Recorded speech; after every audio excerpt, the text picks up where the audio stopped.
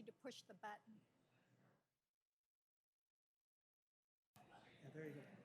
I'd like to call this meeting of Lakewood City Council for Monday, May 7th to order. Madam Clerk, please call the roll. Councilmember Barth. Councilmember Boki, excuse. Councilmember Brandstetter. Here. Councilmember Moss. Councilmember Simpson. Here. Deputy Mayor Whalen, excuse. Mayor Anderson. Here. We have a quorum. Thank you. Now, would you all please rise with me in a moment of silence in honor of our men and women serving overseas, followed by the flag salute.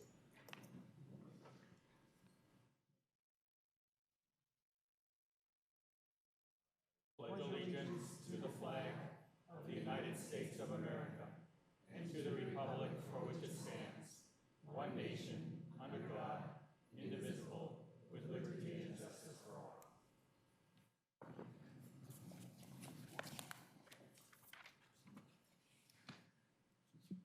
Thank you. Now move to proclamations and presentations. The first item of business is a proclamation declaring May 7th to 11th, 2018 as Certificated Employee Appreciation Week. I ask Mr. Jim Shell, President of the Clover Park Education Association, to join me at the podium, please.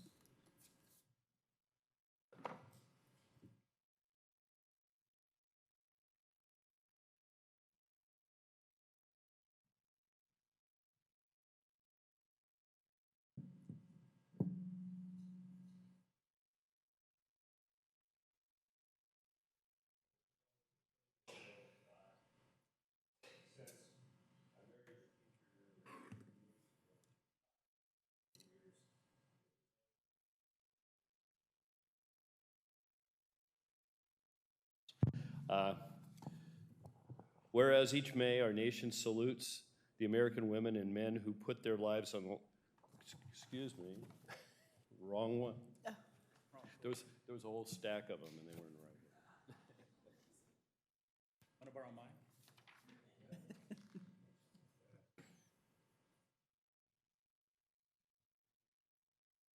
Sorry about that.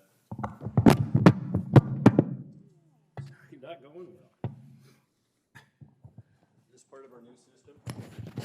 Was.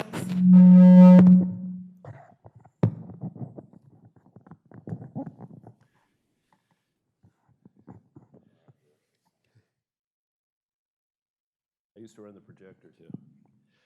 Whereas a strong, effective system of free public education for all children and youth is essential to our democratic system of government, and whereas the United States has made considerable progress in the social, technological, and scientific fields due to our system of free and universal public education, and whereas more than 940 Clover Park School District certificated employees work to open students' minds to ideas, knowledge, and dreams, and whereas much of this progress can be attributed to the qualified and dedicated educators entrusted with the educational development of our children, and whereas teachers, counselors, librarians, and other certificated staff should be accorded high esteem, reflecting the value the community places on public education, and whereas it is appropriate that all certificated employees will be recognized for their dedication and commitment to educating our children.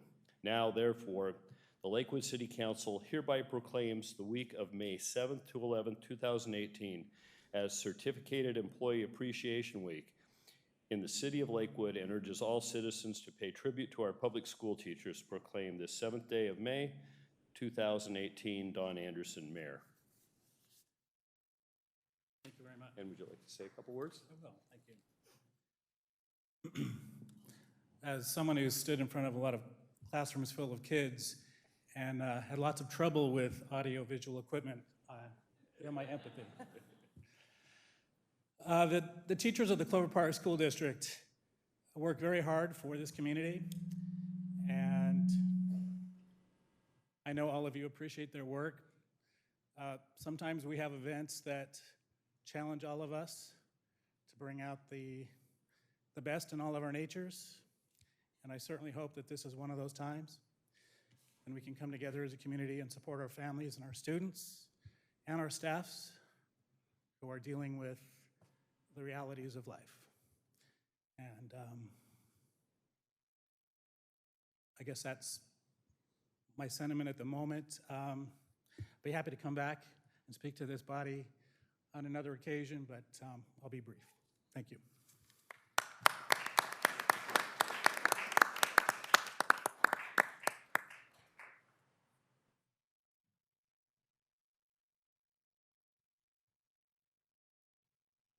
We now move to a proclamation declaring May 20th, 26th, 2018 as National Public Works Week. Would Mr. Paul Busich, Public Works Engineering Director, join Ms. Moss at the podium?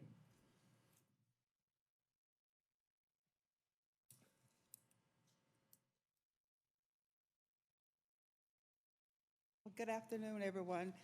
And I don't think we need to say anything other than our Public Works Department rocks. So it is my pleasure to read this proclamation.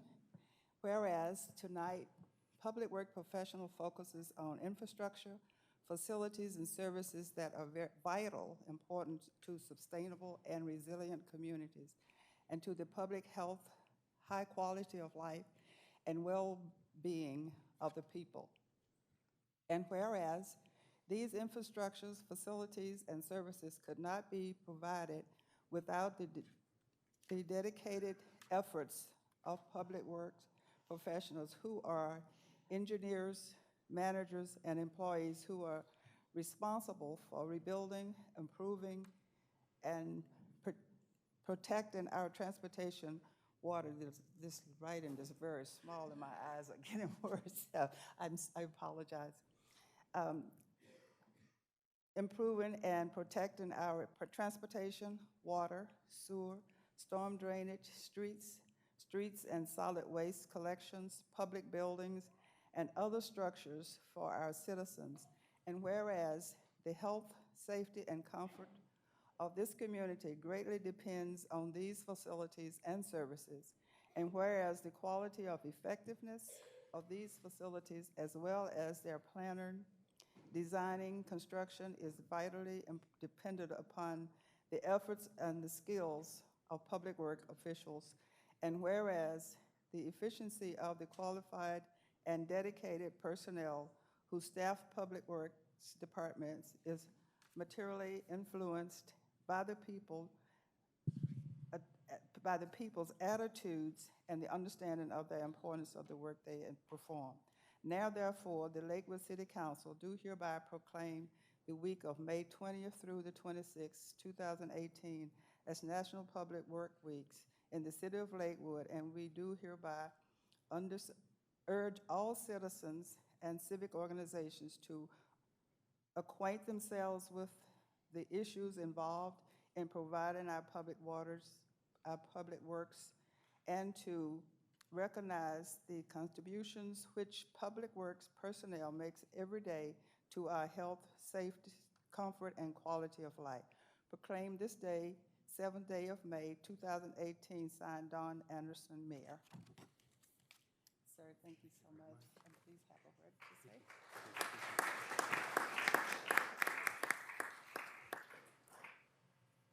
Thank you very much. Good evening, Mayor Anderson, members of City Council, and City Manager Caulfield. On behalf of the Public Works employees here at the City of Lakewood, I thank you for this proclamation of the National Public Works Week of May 20th, 2018. Some of you may be aware, some of you may not be aware, that this year's theme is the power of public works. As the proclamation stated, and there's our long proclamation, I do appreciate that. Thank you very much how long it was. A robust community is a result of the work of hardworking professionals from many different fields. These professionals dedicate their working lives to serving their communities in many different ways. For myself and for many Public Works employees, Public Works is not just a job, it's a calling to serve the community, to make it better than it was, to ensure the continuation of our infrastructure for current and future generations. As Public Works professionals, we deal with a wide variety of issues and needs every day. We plan, we design, we construct, we maintain, we repair and replace our systems, and then we do it all over again. We work with individuals in our community, both groups, formal and informal. We work with other local agency staff. We work with regional agencies, national agencies. Our staff have to be both capable and competent in what they do, as well as able to quickly and efficiently move from one area of focus to another. For many of us, it's a dance we enjoy, and it keeps our lives interesting. Public Works employees operate in the immediate, which we all are aware of. We also operate in the future. We take care of what we have now, we build the needs for tomorrow, and we plan for the needs of the future as envisioned by you, our community leaders. I can tell you that I've only been at the city 1 week. Yes, today is officially my 1 week celebration with the city of Lakewood. And I have been very impressed with the caliber of the staff who work here, the dedication to their work, the quality of their work and their projects, and the focus on getting it done at the lowest cost but the highest value for the community. You know better than I, because you've been with the city far longer than I have, that there's quite a cadre of projects currently under construction, many more planned for construction in 2018, and quite a few public works projects scheduled for 2019 and beyond. Your recognition of the work that has gone on, the work that is going on, the work that will be going on is very much appreciated by your public works employees, and for that I thank you for this proclamation tonight.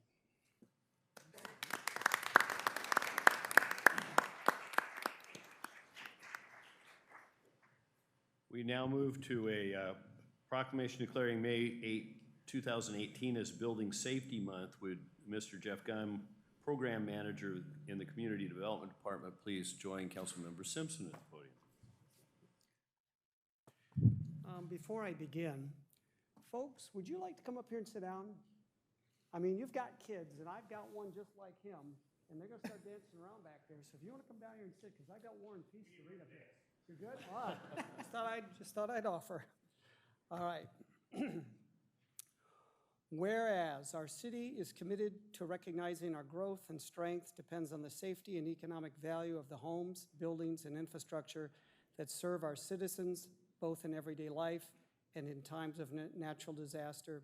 And whereas our confidence in the structural integrity of these buildings that make up our community is achieved through the devotion of vigilant guardians, building safety and fire prevention officials, architects, engineers, builders, tradespeople, design professionals, laborers, and others in the construction industry who work year-round to ensure the safe construction of buildings.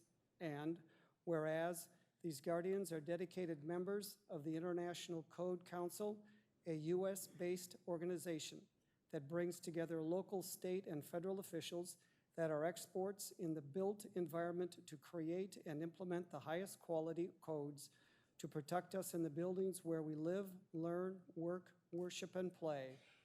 And whereas our nation benefits economically and technologically from using the international codes that are developed by a national voluntary consensus codes and standards developing organization, our government is able to avoid the high cost and complexity of developing and maintaining these codes, which are the most widely adopted building safety and fire prevention codes in the nation. These modern building codes include safeguards to protect the public from natural disasters such as hurricanes, snowstorms, tornadoes, wildland fires, floods, and earthquakes. And whereas Building Safety Month is sponsored by the International Code Council to remind the public about the critical role of our community's largely unknown guardians of public safety, our local code officials, who assure us of safe, efficient, and livable buildings that are essential to keep America great. And whereas building codes saves lives, the theme of Building Safety Month 2018 encourages all Americans to raise awareness of the importance of building safety and resilient construction, fire prevention, disaster mitigation, and new technologies in the construction industry. Building Safety Month 2018 encourages appropriate steps everyone can take to ensure that the places where we live, learn, work, worship, and play are safe, and recognizes that countless lives have been saved due to the implementation of safety codes by local and state agencies. And whereas each year, in observance of Building Safety Month, Americans are asked to consider the commitment to improve building safety and economic investment at home and in the community, and to acknowledge the essential service provided to all us by local and state building departments, fire prevention bureaus, and federal agencies in protecting lives and property. Now, therefore, the Lakewood City Council do hereby proclaim the month of May 2018 as Building Safety Month in the city of Lakewood and encourage all citizens to participate in Building Safety Month activities. Proclaim this 7th day of May 2018, signed Don Anderson, Mayor. I told you it would be a long read. Now, Mr. Gum, I would like to conclude by saying I really do, and the council and the city does appreciate greatly the work you do. If you'd like to say a few words, it's all yours. Thank you. Mr.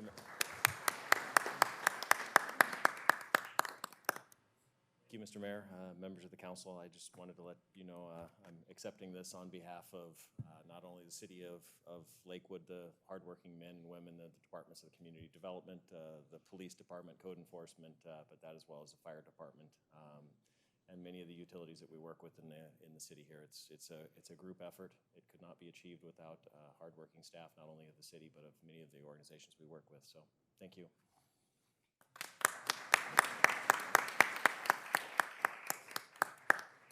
Last but not least, for our proclamations, would Chief Cesaro please join me at the podium for recognition of National Police Week?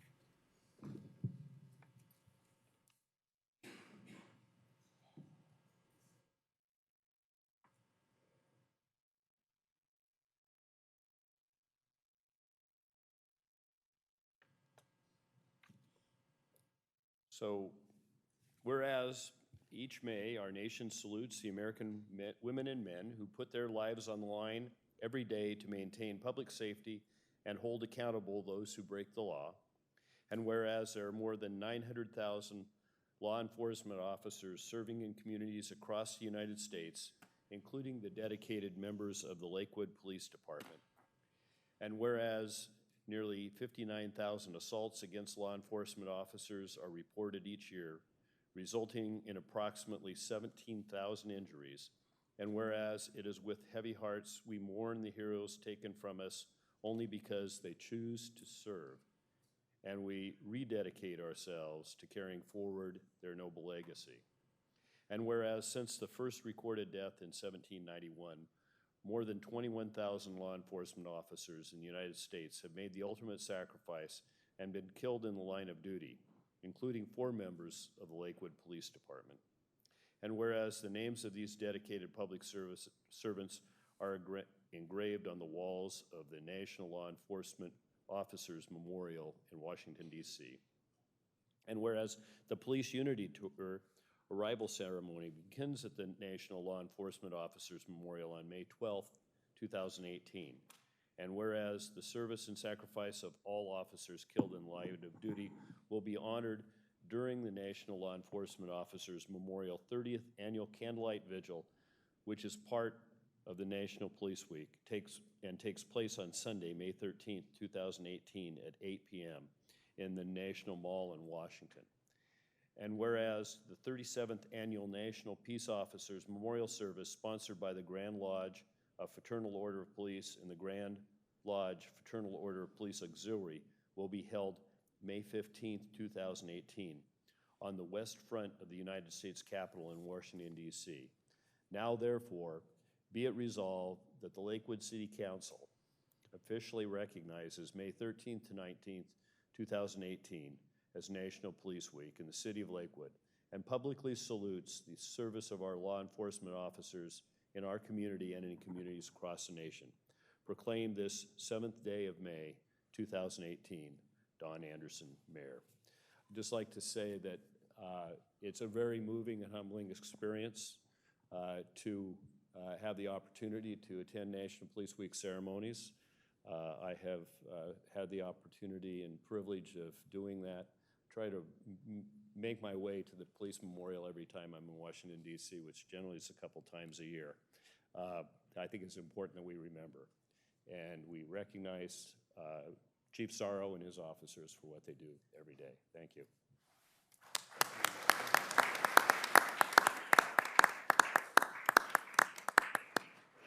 Mayor Anderson and council members, thank you. As always, you've shown your true character in your support of the work that we do and of our officers.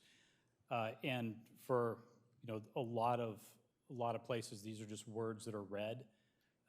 Given that we're in a community that's experienced our own tremendous loss, and we're in a county that, if you look over the past 25 years in the state of Washington, Pierce County has suffered about half of all gun deaths by law enforcement in the state of Washington occurred here in Pierce County. We are disproportionately affected by these losses, and it means something personal to all of us. So with that, I genuinely appreciate your continued support of the police, not just in Lakewood, but throughout the county. Thank you.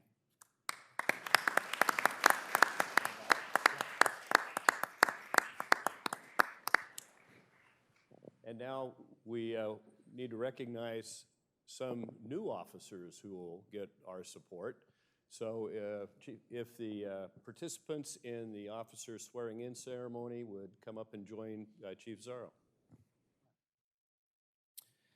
Thank you, Mayor Anderson and council members. As I think you remember, one of the things that we're going to start doing is our swearing in or commissionings and awards here at council meetings to better publicly recognize the work that our officers are doing and to introduce our community to our new officers.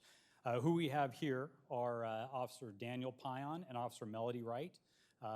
Melody is a military veteran and college graduate, and her mother, I believe, is watching from Germany right now. So sit up straight. And Daniel is our own Lakewood native that is working here for us, and both started just a couple months ago. Excited to have them both, and they've already both made very positive impacts. Tonight for the swearing in, we have Judge Susan Adams that will issue the commission.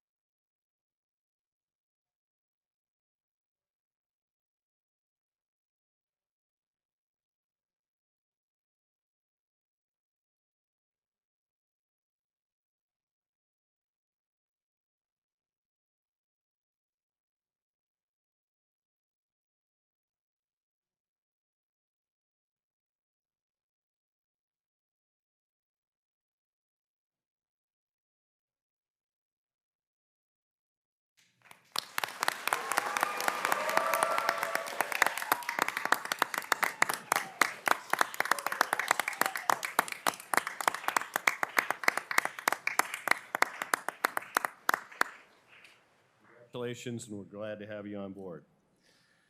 We now move to a police award. Sergeant John Frazier. Have Sergeant Frazier come forward. I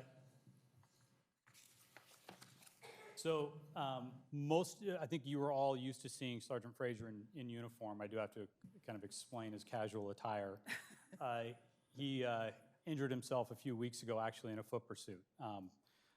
Believe it or not, a man of his age getting in a foot pursuit. He's still going at him. What we have tonight is a life-saving award that we're presenting to Sergeant Frazier. He was nominated by one of our police officers, Mike Wiley. I'm going to read the nomination as it was presented. On January 31st, 2018, at approximately 10 o'clock in the morning, Sergeant Frazier was flagged down by a citizen while he was working a traffic detail. The citizen told Sergeant Frazier that in the parking lot of 6115 Motor Avenue at Cascade Bagel, there was a male inside a vehicle possibly having a heart attack. Sergeant Frazier immediately called us out over the radio and ran towards the heart attack victim. When he arrived, he found that the vehicle was locked and saw the male inside the vehicle. Without hesitating, he immediately knocked out the rear windows so that he could get inside the vehicle and help the victim, and in the process, injuring his hand. Sergeant Frazier was able to get the victim out of the vehicle, lay him on the ground, and immediately check for a pulse and found none. Sergeant Frazier immediately began CPR. Sergeant Frazier applied chest compressions the entire time until West Pierce Fire and Rescue personnel arrived on scene approximately 5 to 7 minutes while his hands were bleeding from his injuries getting into the car. Anybody that's performed CPR knows that 5 to 7 minutes is a long time to perform that. When West Pierce Fire and Rescue medical personnel took over the scene, they found a slight pulse and continued to administer CPR and transported the victim to St. Clair. While at St. Clair, the immediate medical attention care that the male victim received from Sergeant Frazier provided an opportunity to transport the male victim to St. Joseph's Hospital for advanced cardiac care. Unfortunately, the male victim later succumbed to the heart attack. However, Sergeant Frazier and his actions gave the male victim a chance to live and get medical treatment that he wouldn't have gotten if he didn't immediately act and provide CPR. What he did do was provide family members and friends who arrived later at the hospital a chance to say their last goodbye and tell the victim that they love him. This was all because of Sergeant Frazier's heroic acts. West Pierce Fire and Rescue, Medical, and St. Clair Emergency Room personnel all commented about how, or quote, how awesome Sergeant Frazier did in giving him a chance to do their jobs to save the victim's life. So for his heroic acts on January 31st of this year, I'm awarding Sergeant Frazier the Life Saving Award.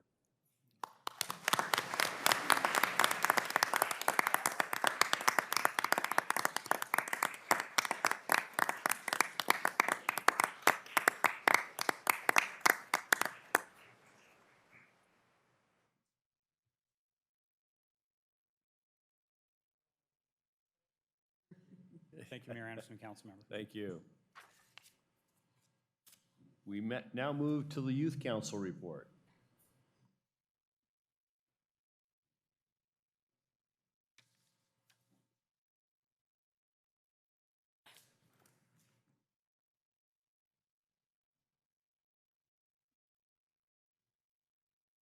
Hello, good evening. My name is Natalie Jeanette, and I am currently a senior at Clover Park High School.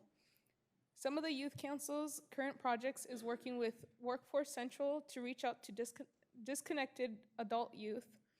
We are also working on participating and representing Lakewood City Youth Council at the next Relay for Life on May 18th to the 19th at Mount Tahoma High School.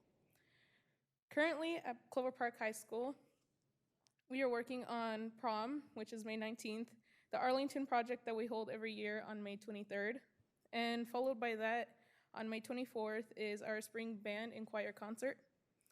This past Wednesday, our AFJRTC held our pass and review to get different commanders for next year.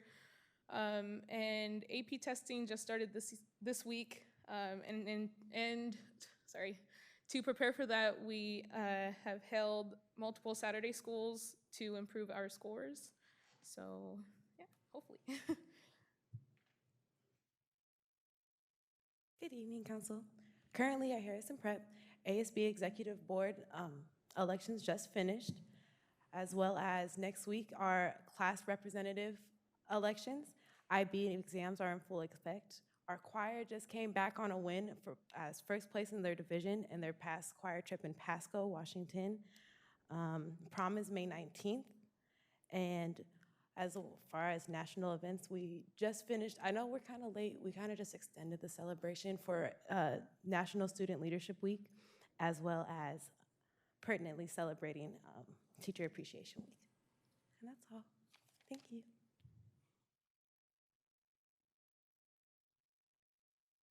Hello, I'm Dorian Simon. I'm representing Lakes High School. So last week, our JROTC had their annual principals review, which is basically a celebration about their community involvement and achievement. We're also having our Teacher Appreciation Week this week, and we're just making sure that students are kind to their teachers, staying off their phones, giving them compliments, making sure they smile. We have our prom May 18th, the day before theirs.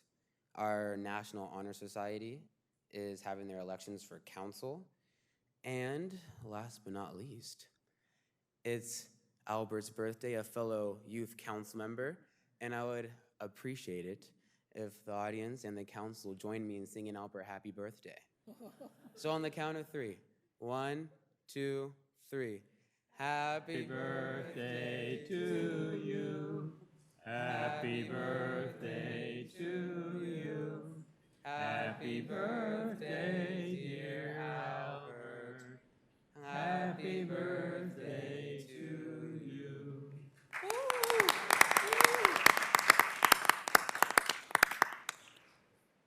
That concludes my presentation. Thank you. Well, we apologize, Albert. Our city council didn't get elected on his singing skills. We now move to the, oh, you're still going? Okay. I was just asking if there was any questions. Any questions? Mr. Branstetter. Thank you, Mr. Mayor. I did hear separately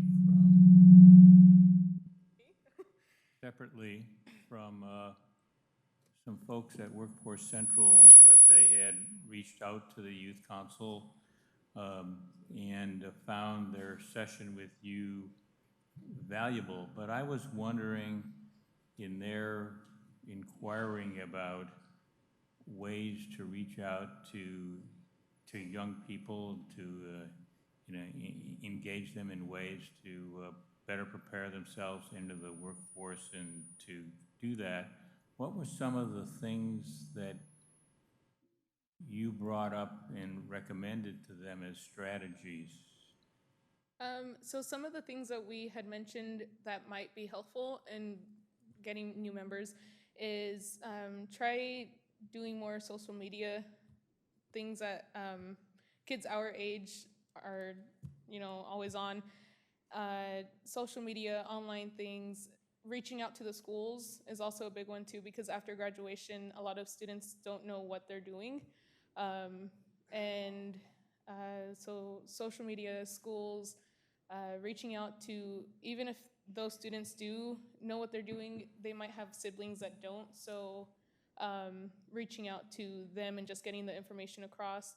Also having like pamphlets sent to, the houses, and just spreading the word about what Workforce Central is about is what we told them. Thank you. Mr. Mayor. Any other questions?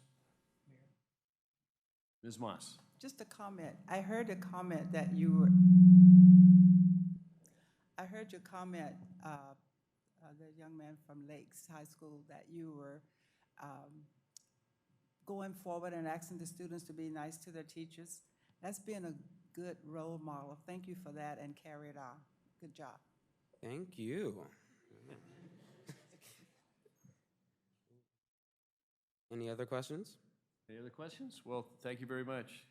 Keep up the good work with your activities.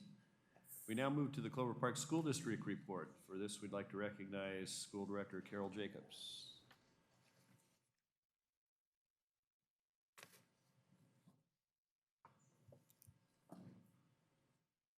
Good evening, Mayor Anderson, Youth Council, and citizens. It's always a pleasure for me to be here, actually. So we're going to start out by, just like Mr. Schnell, we are so excited about celebrating our district educators.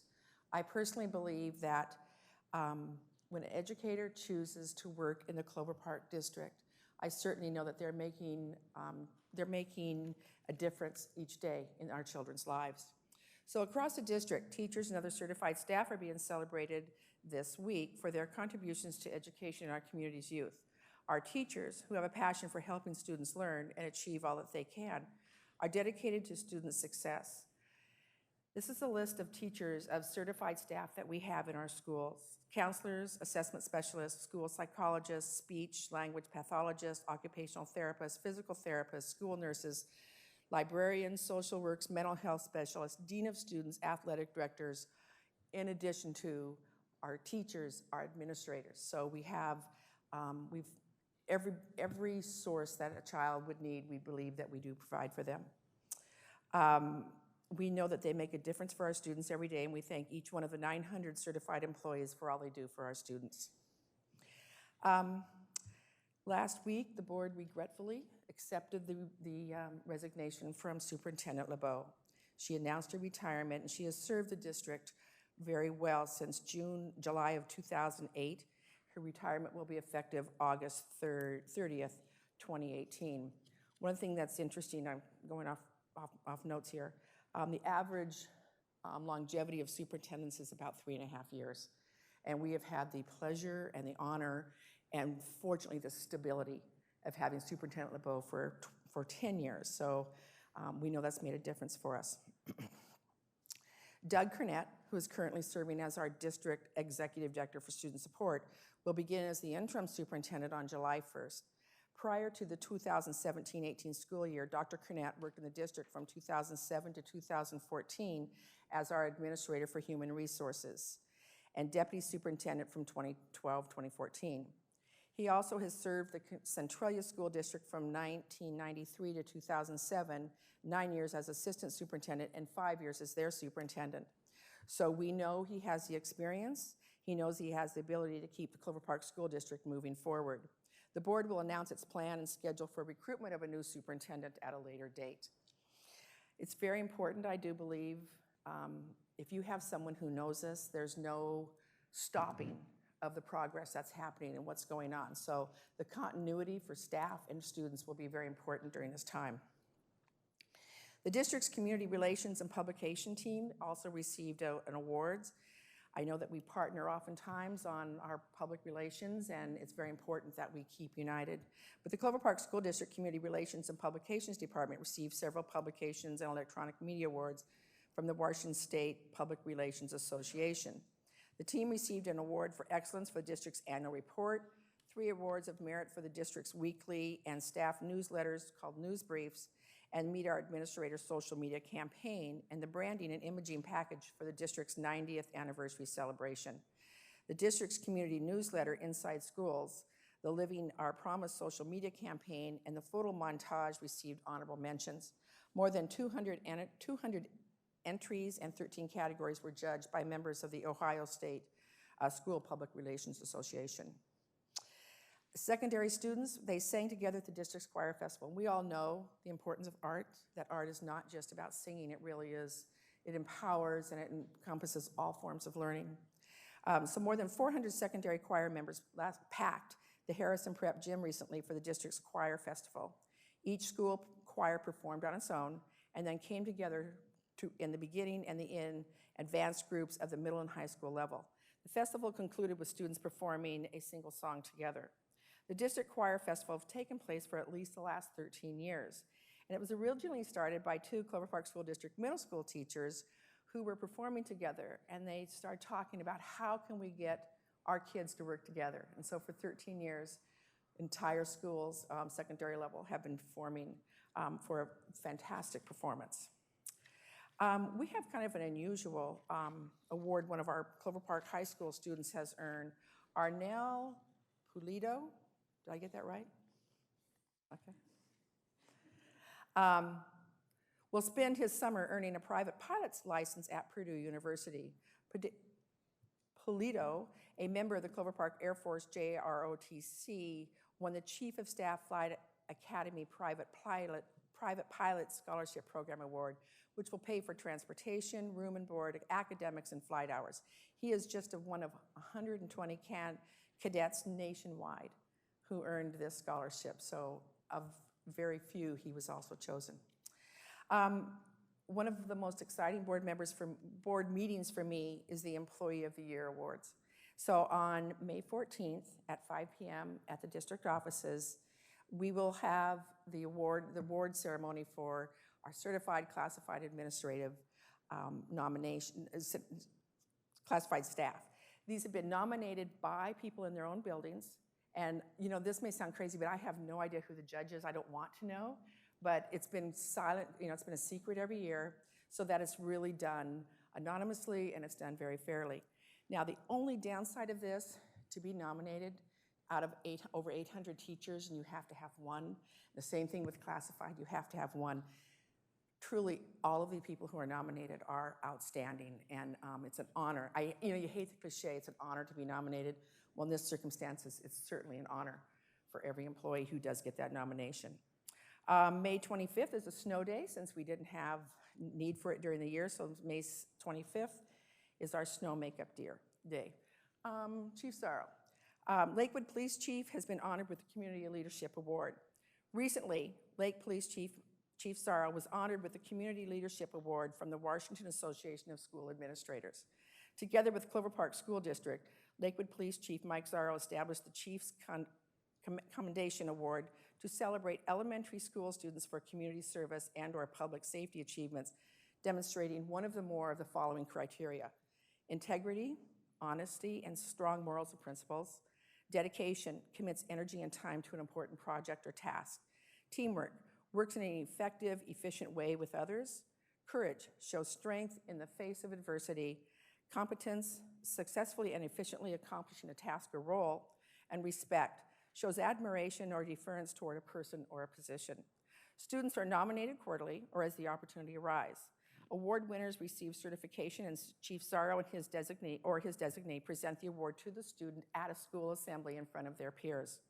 In addition, Chief Sorrow has been a longtime student mentor and is a member of the district's newly established community engagement leadership team, Together for Our Students. And I think, Chief, you've presented 3 of them? Okay. I don't know if you want to share that or what you're looking for and we mentioned this, he is doing something that really doesn't cost anything, but he is truly making a difference in students' lives. And when he goes to a school to present one student, the entire student body. You want to share with us? Sure, thank you. The award is more about just doing something positive and acknowledging, positive behaviors in kids, and doing it at grade schools. It's one of the few places where I show up in uniform and I'm both tall and cool. So it's a win for everybody. But it's a fun event, and I'm honored to have been a part of creating it, and I think it's just a great partnership between us and the school. So the award, we believe, is very well-deserved. He went to the meeting, he was nominated, and this is from a state level, so it is an honor for Chief Sorrow. I want to thank the students for acknowledging that AP testing is on the way. It's always good for me to hear that they, in fact, are in tuned and ready to go. Smarter Balancing testing is also underway, and that's the testing for all of our grade levels that are in that category. But good luck to the students. Those AP tests are demanding, and they certainly do pay off when you do well. And good luck to you, as to all students who, in fact, are participating in our Smarter Balancing test.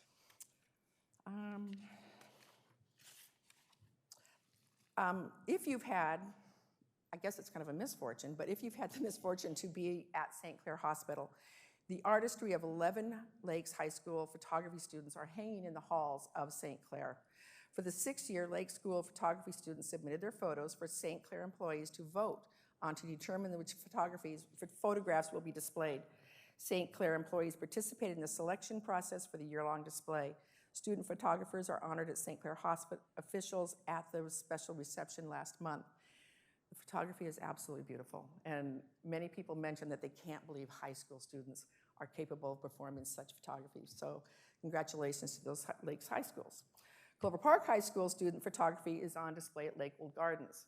So we have the opportunity for both schools to have sharing their successes. They will have their photographers, many of which were taken at the Lakewood Gardens grounds, on display at the Gardens main building from Tuesday, May 15th through Friday, May 25th. There are nearly 30 outstanding examples of student work on display. Community members are encouraged to visit Lakewood Gardens to see our students' excellent work. This is a great example of creating promising futures for our students. As mentioned, Clover Park High School students and staff are holding their Arlington project again. The opening ceremony will be on Wednesday, March 23rd at 5 p.m. And of course, we know that the Arlington project honors our fallen heroes in America's wars from the Revolution to today. Display features individually named markers for the nearly 7,000 fallen for wars from the Iraq and Afghanistan. These markers are installed by students over a 4-day period and create a stunning display that really captures the meaning of Memorial Day. And I don't know of a person that goes over there that isn't touched and moved by this project that our high school students have done so successfully. So, we're moving on. We're getting toward the end of the year. June graduations will be held, I think, the 8th, 9th, and 10th of June, or 19th and 11th of June. And we have lots going on as far as spring goes, finishing up spring sports, the spring concerts and choir programs are going on. There's a lot going on in our schools now. You know, it's a busy place. So any questions, comments? Questions? Well, thank you very much. Thank you. We now move to the public comment section of our agenda. This is when any citizen may speak to any item of pertinence to the city, whether or not it is on the agenda. Please limit your comments to 3 minutes. Yellow light will come on at a 30-second warning. Red light comes on when your time is up. Please identify yourself by name and city, such as Mary Moss, Lakewood, Washington. I would indicate to folks who wish to speak tonight that we have 3 public hearings. Public hearing many have signed up for regarding marijuana and land use regulations. We also have carry forward budget adjustment hearing and a proposed surface water management fee hearing. You may speak during the public comment section of the program, but that will not be included as testimony in the public hearing. At the public hearing, you only speak to the one issue, and it is part of the record on that ordinance. So without further ado, we have Joethel Smith and Michael Smith who signed up.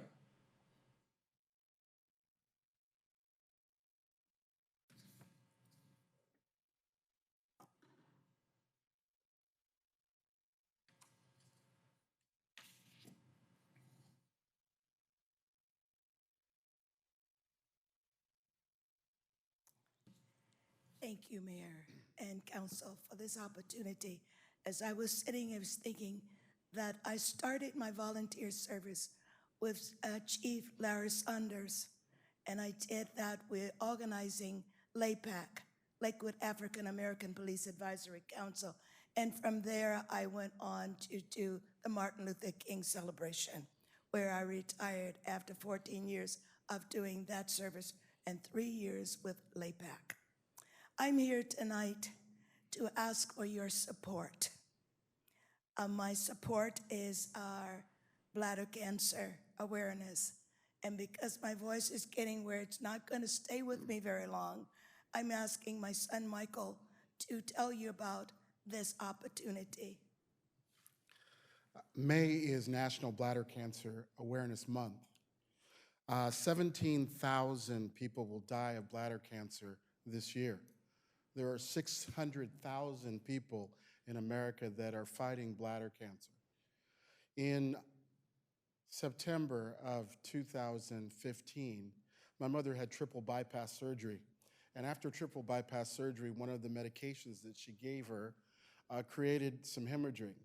And had she not noticed the blood in her urine, the conversation that we're having right now would probably, we'd be talking about her in the past tense. By going in and getting tested, we were able to find out that she had bladder cancer. Over the next 35 months, she had 80 chemotherapy treatments. In October of last year, the surgeons at Army Medical Center of Madigan suggested that it was time to remove her bladder. So think about that. We all are blessed to have a bladder. So when someone says it's time to remove your bladder, it really changes your course of life. She is standing here healthy, and I'm so thankful to say that. And so the reason why we're up here is we want to acknowledge that it's National Bladder Cancer Month, but to do something to, one, raise awareness and raise resources for bladder cancer. Unfortunately, it tackles people 55 and over. I don't know how many of us in this room fall under that category, but it's something that if you have medical insurance, it isn't something that is covered in your normal procedures. With that being said, May 19th, Joethel's Walk for Bladder Cancer will go on at Fort Silicon Park. Registration is at 11 o'clock. The walk is at 12. The most important thing is to get out there and get involved. And the second thing is get tested. Thank you. And thank you. Thank you. We'll have the flyers out there in the lobby, and they'll be at the front desk. Well, before we go on, point of personal privilege, you have a receptive voice. 22 years ago, when my father was 12 months older than I am now, he succumbed to bladder cancer. So thank you for all you do. Thank you. That's all the people who signed up to speak at public comment, but that doesn't preclude you from speaking. If you wish to speak at public comment, please come forward to the podium. Does anyone else wish to speak at public comment? Mr. Spieth.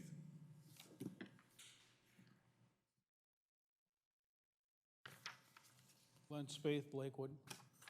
Tonight's the first night with a new sound system that I've really been able to hear. You still have a feedback problem, and that primarily is because the speakers are right up here facing down toward the mics. You'd be better off to either put baffles in to direct the sound back or move the speakers toward the back of the room and keep the sound back there rather than direct it toward the mic. When people are talking up here and not in the way of the speakers to the microphones, then it starts feeding back. So just a quick comment. Thank you.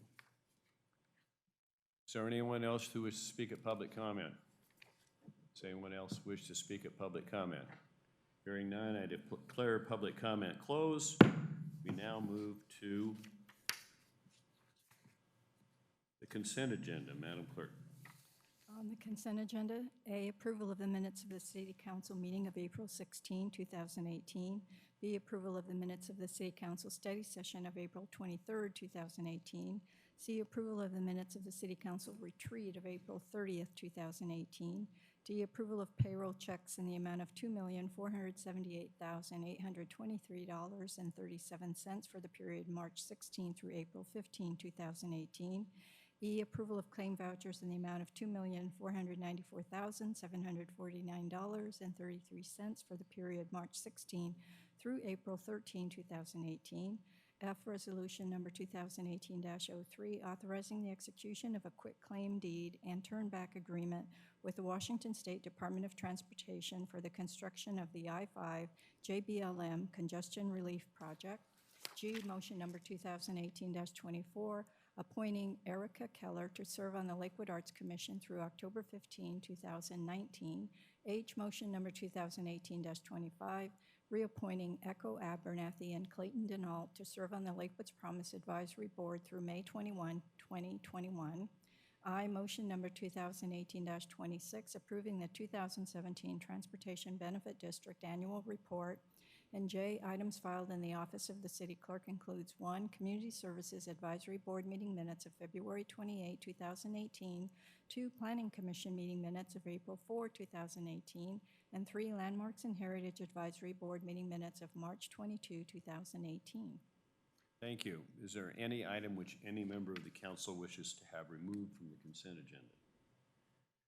Seeing none, I entertain a motion. So moved, Mr. Mayor. Second. Been moved by Mr. Simpson, seconded by Ms. Moss, that we adopt this consent agenda. Is there any further discussion? All in favor, please signify by saying aye. Aye. Opposed, nay. Motion carries. We now move to the regular agenda, public hearings and appeals.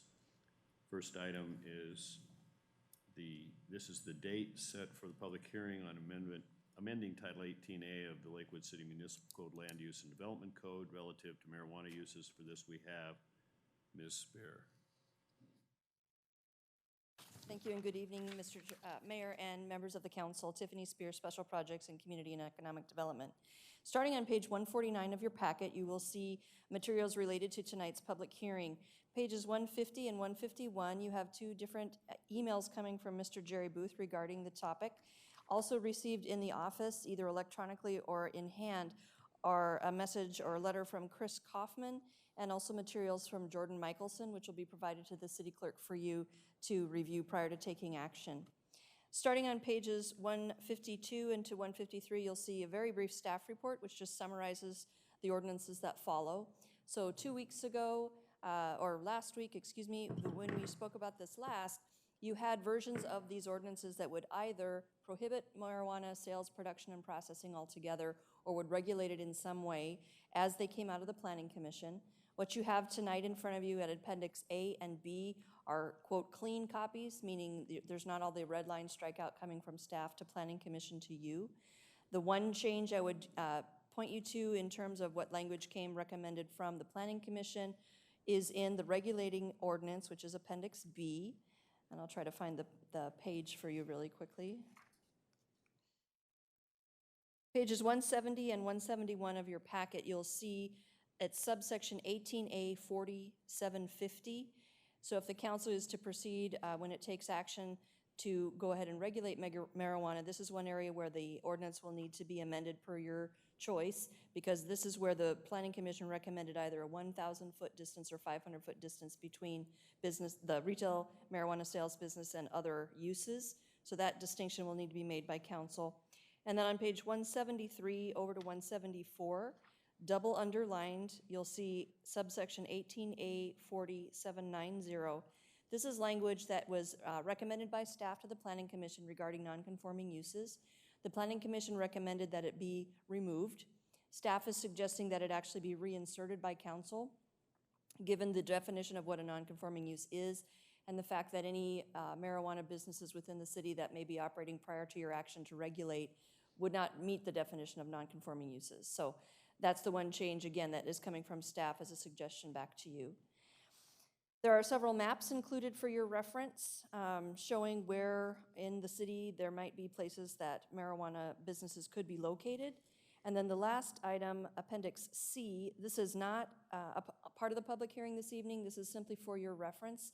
Again, if this is a decision that the council will make to regulate marijuana, you will also need to be amending your Title V of your municipal code dealing with business licenses, because there'll be a slightly different type of business license than those generally allowed under the city code. So other than that, if you have any questions, I'm here to answer them. Any questions from Ms. Spear? Well, then we'll proceed to the public hearing. I have a number of people who signed in. If you haven't signed in, that won't preclude you from speaking if you wish to after the people who have signed up have been recognized. When I call your name, please come to the podium, identify yourself by name and city of residence. Like the public comment period, your comments are limited to 3 minutes a person. The yellow light comes on at 30 seconds. Red light when your time is up. The difference between this and public comment is that the topic of your comments must be limited to the issue at hand, which in this case is the amending of 18A of the Lakewood Municipal Code, Land Use and Development Code, relative to marijuana uses. The first person who has signed up is Chris Kaufman.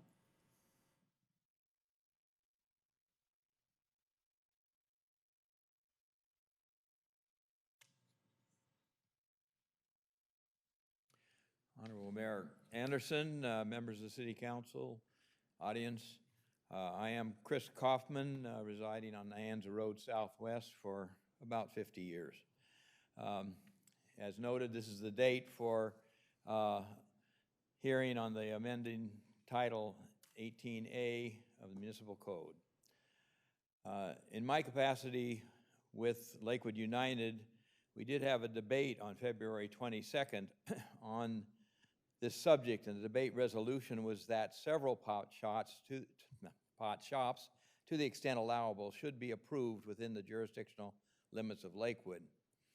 The pro speakers were Cynthia Macklin and Jordan Michelson, and they were the two potential shop licensees within Lakewood. The con side was represented by our past Deputy Mayor, John Arbini. Some of these folks are here tonight.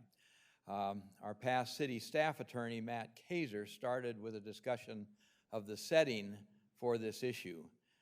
The participants did an excellent job laying out the facts from their perspectives, and their perspectives were not the same. Tonight, I'm not speaking on behalf of Lakewood United. Lakewood United has taken stands on only a couple of issues over its last 40 years. I'm speaking strictly of my own opinion on this matter. And I did vote in favor of legalization of marijuana on a statewide basis. To many, having marijuana shops in Lakewood gets down to simply the dollars and cents involved.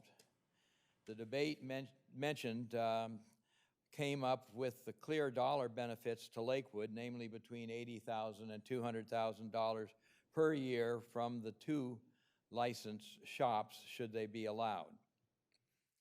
This is at most 0.5% of our budget in its current range. Separately, in terms of the cents, that's S-E-N-C-S-E, I have to spell right, I'm an engineer, the sense of what I think Lakewood is and can be, I am at an informed point of view of not wanting to have pot shops in the Lakewood jurisdictional area.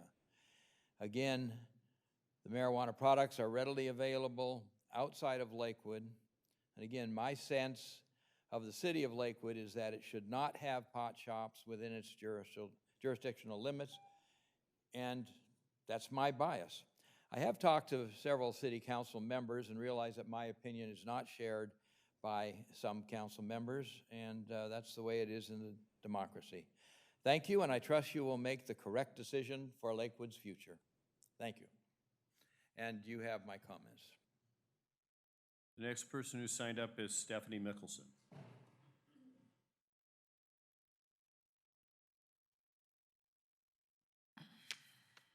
Good evening, Mayor and council members. When I was here last, I asked you what was your biggest concern in allowing these stores to open, and the majority of you said it was keeping marijuana out of the hands of children. Well, I have some information for you. First, if you believe marijuana isn't already in the city, you are fooling yourselves. I'm talking about legal marijuana that is purchased every day at the nearest state licensed store and brought home to Lakewood. Opening the 2 Lakewood stores will not change anything except the amount of money this city will have to contribute to drug prevention programs. Beyond that fact, I have some others for you. Nationally, the past year, marijuana use has declined among 10th graders and remains unchanged among 8th and 12th graders compared to 5 years ago, despite the changing state marijuana laws. The past year, use of marijuana reached its lowest levels in more than 2 decades among 8th and 10th graders. Daily use of marijuana has declined among 8th graders over the past 5 years to 0.7%. There are no numbers specifically available for Washington, but in Colorado, rates of marijuana use among teenagers is essentially unchanged in the year since the state's voters legalized marijuana in 2012. A new survey from the Colorado Health Department shows marijuana use has not increased since legalization, with 4 of 5 high school students continuing to say they don't use marijuana even occasionally. Opponents have often claimed that marijuana legalization would lead to more kids smoking pot, with all the negative health consequences that would entail, but the scant data available until now hasn't borne this out. National surveys have shown that teen marijuana use rates are falling across the country, but there haven't been many numbers available specifically for states such as Colorado and Washington where it is legal. Federal data released late last year showed teen use rates in Colorado and Washington were essentially flat. These numbers give the strongest indication yet that fears of skyrocketing adolescent use have not materialized. That's from the Washington Post. Researchers further suggested that law enforcement would be better off trying to keep alcohol and tobacco in check rather than hunting down marijuana users, and that marijuana should be regulated considering its very low risk it poses. I know I've said this before, but it obviously needs to be said again. The only things that will change with opening these 2 stores is more money for the city, less illegal marijuana from the black market, and people who care about the community maintaining some otherwise dilapidated buildings along Pacific Highway. Thank you. Next person signed up is Joseph Boyle.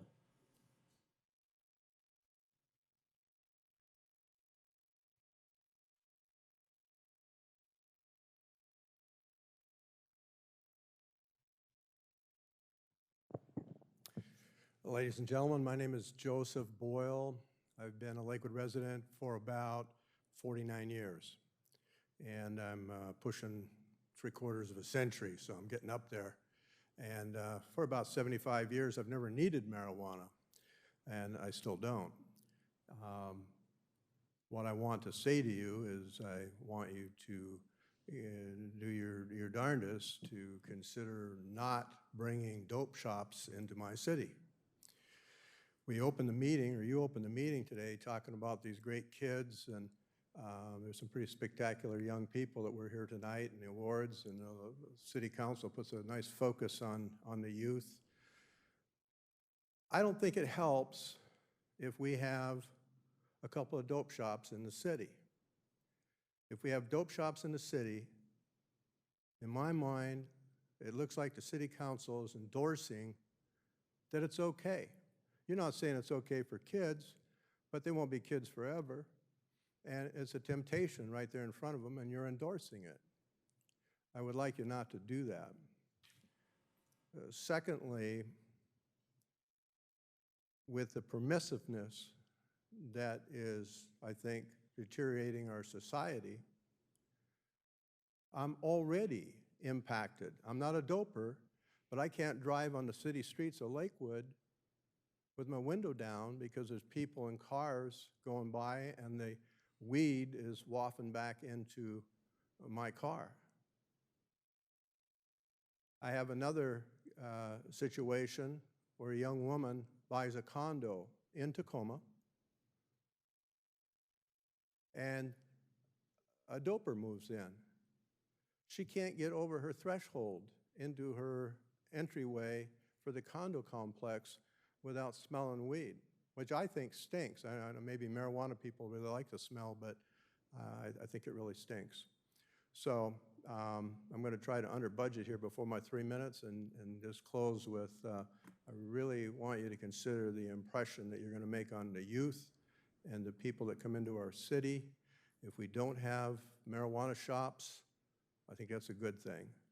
If we do, I think it can hurt the city and the youth. Thank you. Next person signed up is Larry Powell.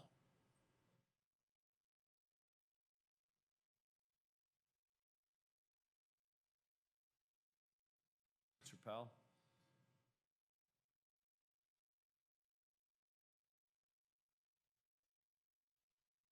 Then we move to Jordan Mickelson, who signed up representing a group. You'll have 10 minutes.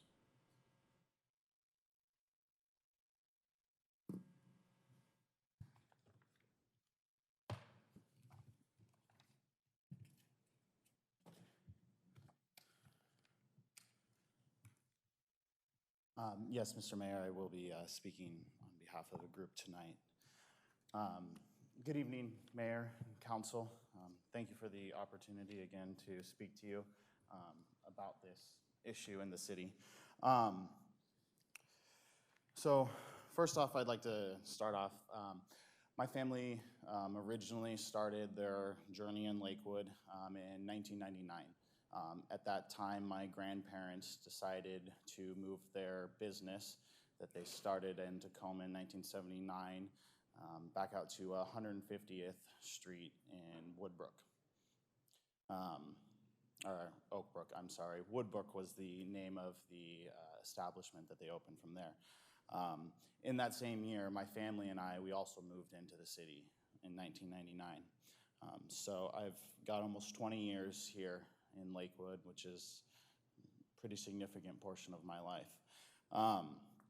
During that time, you know, I had watched them start their business too, and I wondered, you know, what would be that?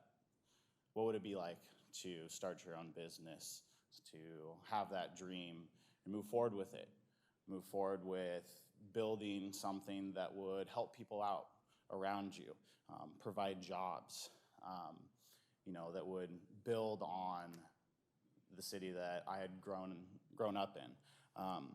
You know, I want to pay it forward. I want to improve the city. I want to bring it up. That's why at my business right now, I have a trash can outside. I don't have to have a trash can, but it's easier to take the trash can out than it is to pick garbage up and down the street. Probably either today or tomorrow, I'm going to be out back painting graffiti over because they just spray it all around back there. I don't drive back there because of all the potholes and everything that's going on. Those are the things that I want to fix. You know, allowing these stores in here would fulfill my dream of being able to give back to the city. I can improve on my building. I can purchase instead of rent and give everything a facelift. I've got one building that was built in 1908. I don't know if that siding's been redone. It doesn't look like it to me. So that is where I'm, oh geez, that's where I'm coming from. I've been here for a long time.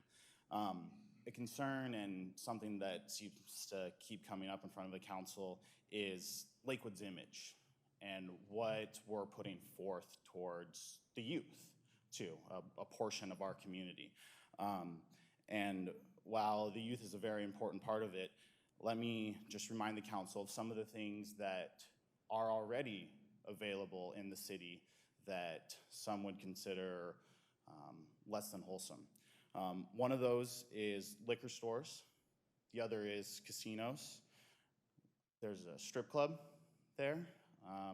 There's about 8 bikini baristas, which last time I checked, you don't have to be over 18 to drive up to one of those. And they don't leave much to the imagination too.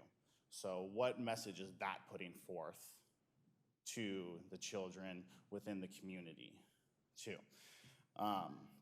So I think the council should be focused on what is going to bring more jobs to the city, what's going to bring more economic development, what have the adults in the city voted for.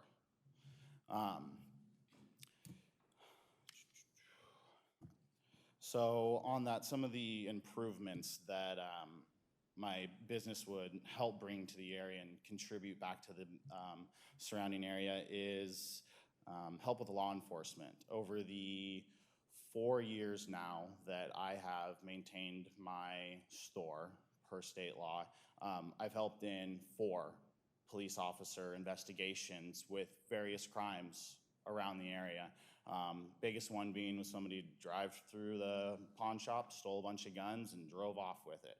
I got videos of them. So I'm helping the community out by being able to track these people down. The other thing is these stores provide a living wage. I've said it before, $15 an hour is where my pay will be with tips included in there. Now, you know, you're not going to make it off into the sunset with that too, but you can live off that. The other thing that this store will help do, which is something that is still in the city of Lakewood, is reduce the black market there. You know, for instance, there were the 2 young gentlemen, I think 20 and 21 years old, that were 500 feet from Clover Park School District school, and they were selling marijuana there for over a year then. Now, some people might just go there out of convenience. People will take the path of least resistance. So these stores will help the people that are far in Lakewood that maybe necessarily don't want to drive out and they want to buy from a place that's convenient, that's reputable, and that is state-run. Now, on the side of taxes, it was mentioned that the revenue for this is 1/2 of 1%, if I remember. I wonder where the city would be if the approach on percentage of taxes that a business generates was its driving force. I think there would be a lot less of the small guys out there, the little people, the mom and pops. But some of the things that could be done with the taxes from this is some unique opportunities. Some of those that I would suggest would be a youth drug prevention program. I had talked to Ms. Holly Schaefer at the Clover Park School District, and since 2013, there has been no new additional services provided to children. So if it's an issue, where are we addressing it then? There's one potential solution to that. School resource officer, Lakewood's Choice. I sat in a meeting with them. Those people are passionate about what they do and can do a lot with the little that they have. Other things would be sports programs for children, maybe setting up scholarships, grants, giving back to neighborhood associations, or this one I just thought of since I'm gonna be painting over it, maybe a graffiti task force then. It's all over the city, you know, and that would be a way to give back to the city and the businesses and the other people that are negatively affected on it, instead of sticking it with that business owner or resident. The last thing that I want to get to is the voters. You know, I've heard council members speak on that. Maybe the citizens didn't know exactly what they were voting for when they voted for this. So I actually printed off for the Washington State voters pamphlet for 2012, and it reads, initiative measure number 502 concerns marijuana. This measure would license and regulate marijuana production, distribution, and possessions for person over 21. Remove state law criminal and civil penalties for activities that it authorizes. Tax marijuana sales and earmark marijuana-related revenues. So tax marijuana sales. There's sales. You have to be able to get the product from somewhere. It says it right there in the initiative. So on that, 54% of the citizens in Lakewood voted in favor of marijuana. And going through the precincts for the city of Lakewood, it looks like every single precinct voted in favor of Initiative 502. With that, I have also provided the council with a few supporting documents. Those being just some petitions from two different sources. One of them is just from average citizens and stuff like that. The second one is actually from business owners up and down Pacific Highway. Now, there was 17 business owners on Pacific Highway that didn't see an issue with these stores opening. You know, a lot of them are just afraid to put their voice out there, to say frankly, about it. They're worried about the negatives of, you know, them speaking out about it, that something might come back and bite them, but they do support it. One of the businesses that I think of is the 76th station. There's one on Gravely Lake Drive, and there's one on Bridgeport. They're owned by the same family there. They are smack dab right in the middle of my store. And they are directly one group that would be benefiting from that store being there. There's a large increase in traffic, and it brings more people to the area to look at other businesses then too. Maybe they want to get a bite to eat, maybe something like that. Council, thank you for your time. The next person who signed up is Chris Torrones.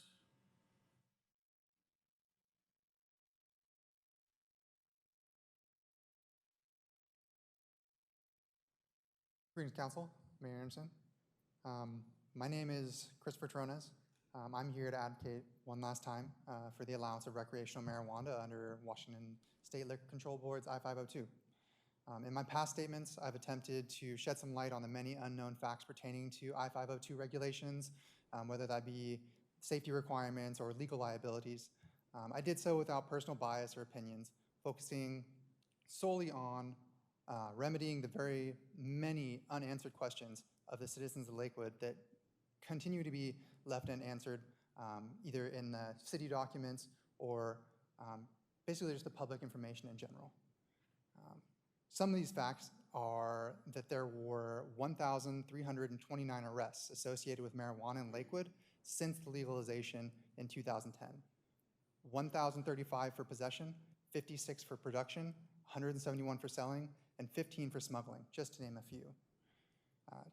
To my and to many others' dismay, the dialogue reiterated by the council was that of personal bias and an unwavering goal to prevent recreational marijuana at all costs. This will be my final personal attempt to shift your perspective on the marijuana and its consumers, as there have been extreme thoughts on the consumers in general and the type of person that therein is.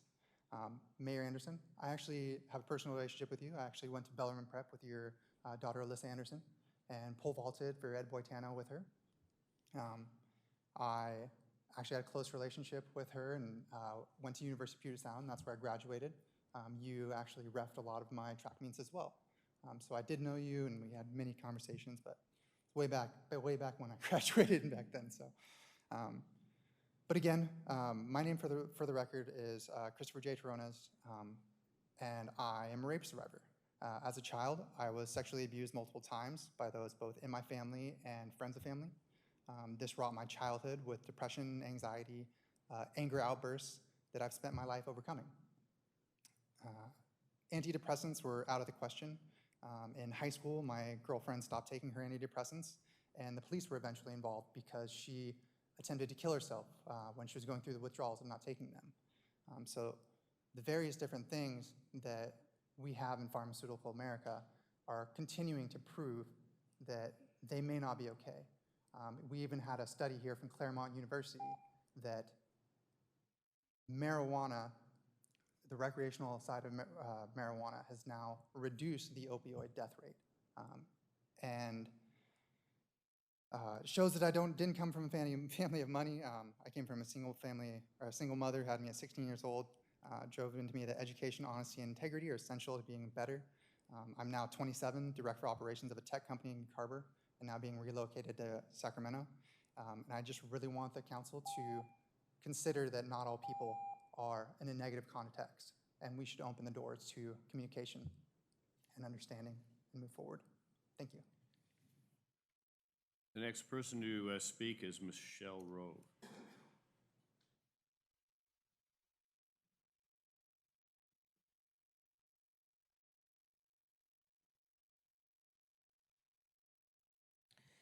If I may, I'm here speaking on behalf of both Michelle Rowe and Irvin Rogers, who I believe is right next on the list, and he is here with me. You have 3 minutes. Thank you. Even though I'm speaking for two people? Correct. Okay. Well, I haven't seen you all in quite a while, but once again, my name is Michelle Rowe, and I am one of the owners of the second store that's been licensed within Lakewood. I would like to basically piggyback on some of the things that Mr. Michelson indicated. First, I'd like the council to know that the two locations where the stores are licensed right now are both vetted by the Liquor Control Board, and they're both in discrete locations. Neither of them are located along the South Tacoma Strip. One is actually off of Bridgeport Way Southwest, across the street from the A&A Meat Store, in an old building that's been sitting there empty and vacant for many years. And the other is located deep in Ponders, where Michelson's businesses are located. So neither one of them are proposed to be along the South Tacoma Way corridor. I'd also like the council to focus on the fact that within Lakewood, this past weekend, I went around trying to generate some support, and there are 9 bikini baristas within the city of Lakewood. And when you visit these bikini baristas, they are transparent top and bottoms. One of them is located in the same parking lot right off of Bridgeport Way in front of the Lakewood Active Park by a daycare. There's 6 or 7 smoke shops within the city limits of Lakewood. I believe there's more than 5 casinos. There was a recent bust of 9 massage parlors between Lakewood and Tacoma. I'm not exactly sure how many of them were located in Lakewood, but some of them were.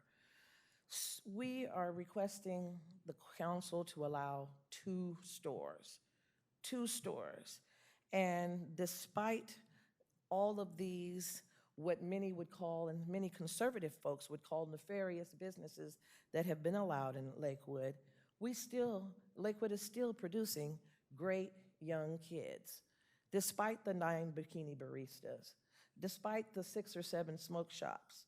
So there's also an ad every month, a full-page ad that's put out in the Chamber of Commerce magazine, welcoming new businesses to Lakewood. We are asking that the council give the same accommodation that it gave in allowing and licensing all of these other, what some would call nefarious businesses. We would ask that our 2 retail stores be given that same accommodation by the council. I'd also like to piggyback on the Michelsons. All of the businesses around where our proposed location is are all in agreement with us being there, have no problems, but they once again also fear the council meeting. So Thank you. thank you. Now, Mr. Rogers did sign up. If you're free to speak if you wish. Yes. That's all the people who signed up. That doesn't preclude you from speaking at public comment. Please approach the podium. Recognize Mr. Arvini.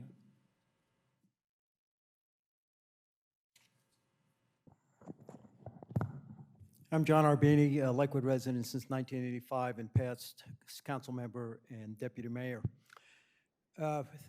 The city attorney got it right 4 years ago when she said it violates federal law. Marijuana shops violate federal law. It still violates federal law.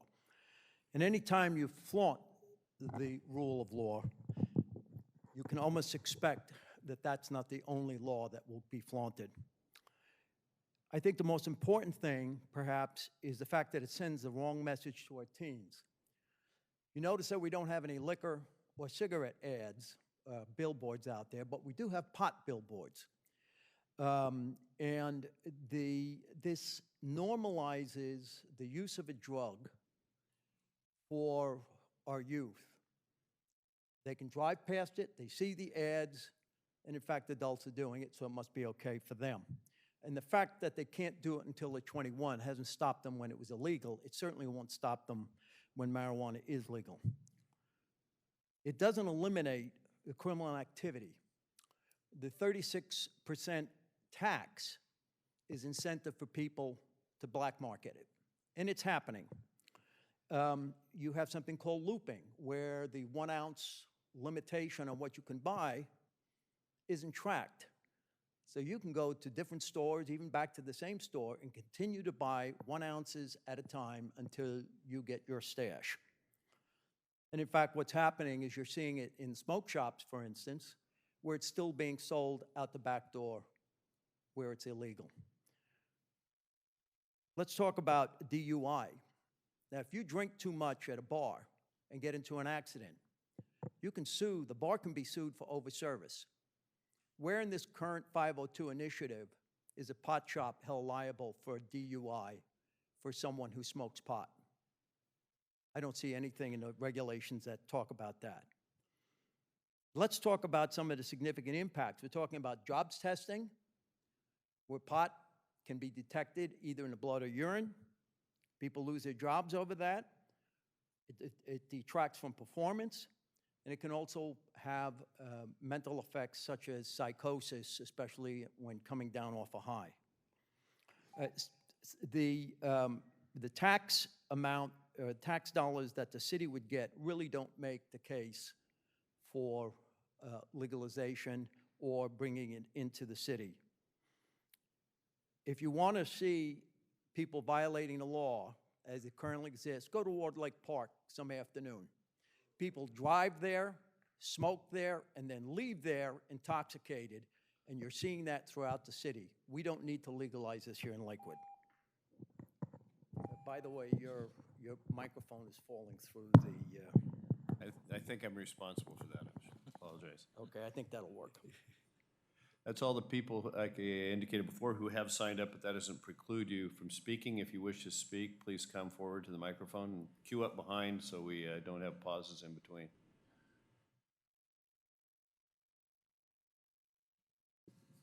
Hello, my name is Trenton Blomgren, and I'm a senior at Slocum High School. One of the things that was mentioned is that there is a man with the black market who will sell to kids about not too far away from the high school, and that happens at probably Lakes, Steilacoom, and Clover Park. And one of the things I brought up was that that would go away if these shops were allowed, and that's not true, because no one at the high schools will be over the age of 21. They will still have to go to this person, man or female, to buy this marijuana. And with that is if opening these shops, that will make more profit for the black market people who are doing it, because they go to the shops, they buy it, and then they sell it for either half the profit or multiplied by the profit. So they'd end up making more money off teenagers who want to smoke this dope. And with there being bikini baristas and these smoke shops, those aren't positive things, yes, but they aren't as harmful to you as marijuana is. And for these high school students, it's when you want something so much, you'll find a way to get it, which is sad, but you will find a way to get it. And with more shops opening, even if it's just 2, that will make it easier for high school students to be able to get it either from their friends who are over 21 or just them getting a fake ID. Thank you. Someone else wish to speak, please step forward. Good evening, Mayor and honorable council members. My name is Christelle Perky, and I've been a resident here in Lakewood for 25 years, since I was 2, so technically I didn't really have a choice, but I've chosen to stay since. In Washington State for the last year, the marijuana industry sales exceeded $1 billion, and out of that, $342 million was allocated to taxes, both locally and statewide. These revenues are only directly from the marijuana industry. There are millions more from outside vendors such as landlords and armored car services, etc. Lakewood would be tapping into this revenue stream to ensure that the major infrastructure projects the City Council has been working on can be funded, such as the Main Street going out here right outside of City Council Hall. Finally, I would just like to say that I would like to conclude with a recognition of the esteemed efforts that the City Council has had in their efforts to attract new businesses and to consistently look towards the future. Let's just keep this tradition going. Thank you. Is there anyone else who wishes to speak at the public hearing?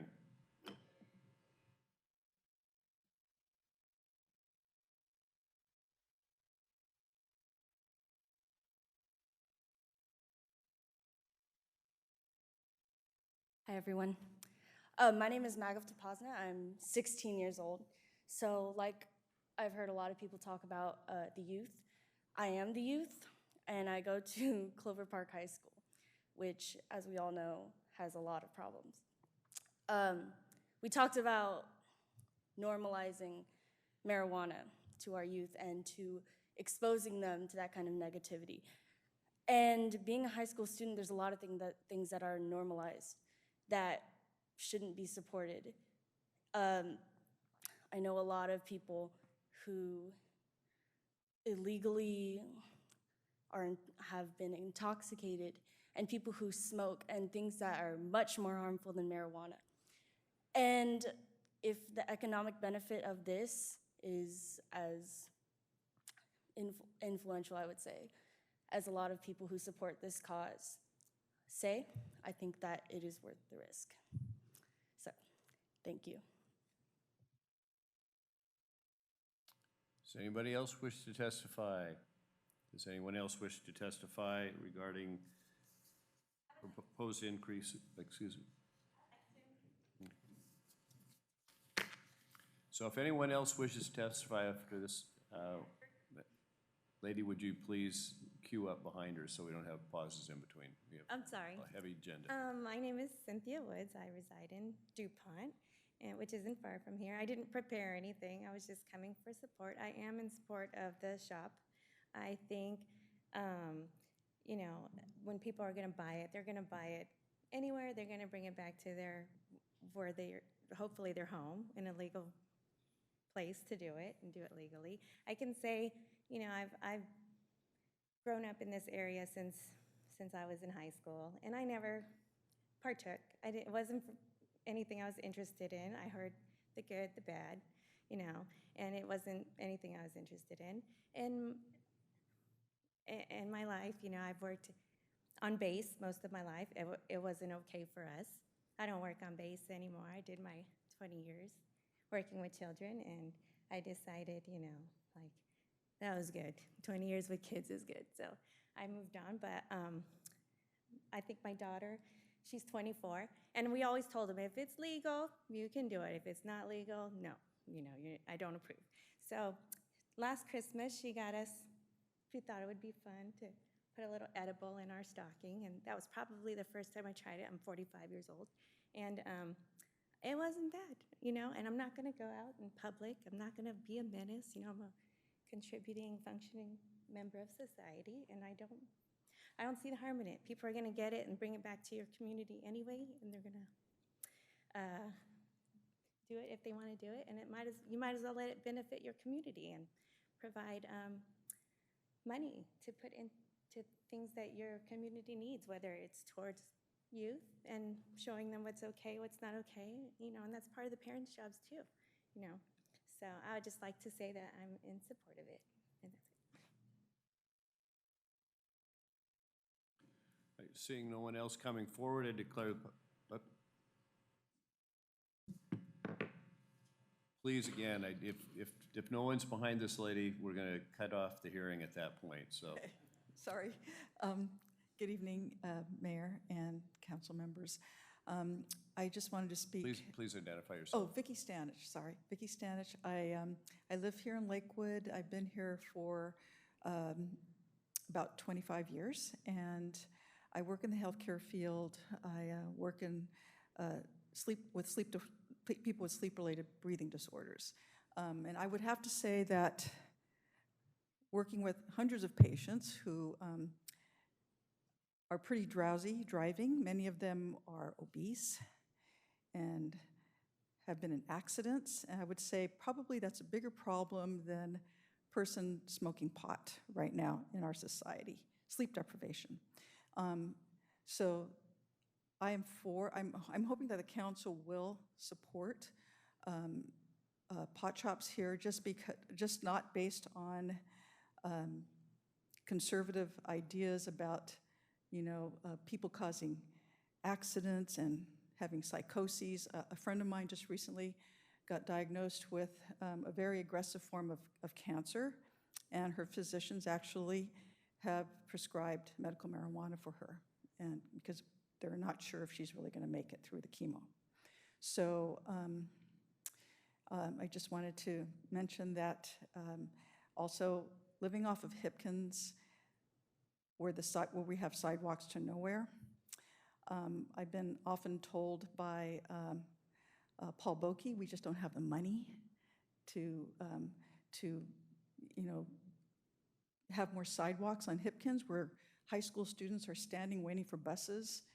And I mean, it looks pretty dangerous there. It's not safe.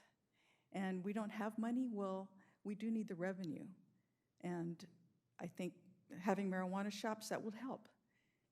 And the revenue is going to Tacoma. It's going outside of Lakewood, whether we like it or not. So I just wanted to mention that. But thank you very much for listening. I'm going to declare the public hearing closed. I would like to thank all of the participants tonight. Sometimes when there are controversial issues, people act like they're in a city north of here. That doesn't seem to happen in Lakewood, and most civil discourse is most appreciated.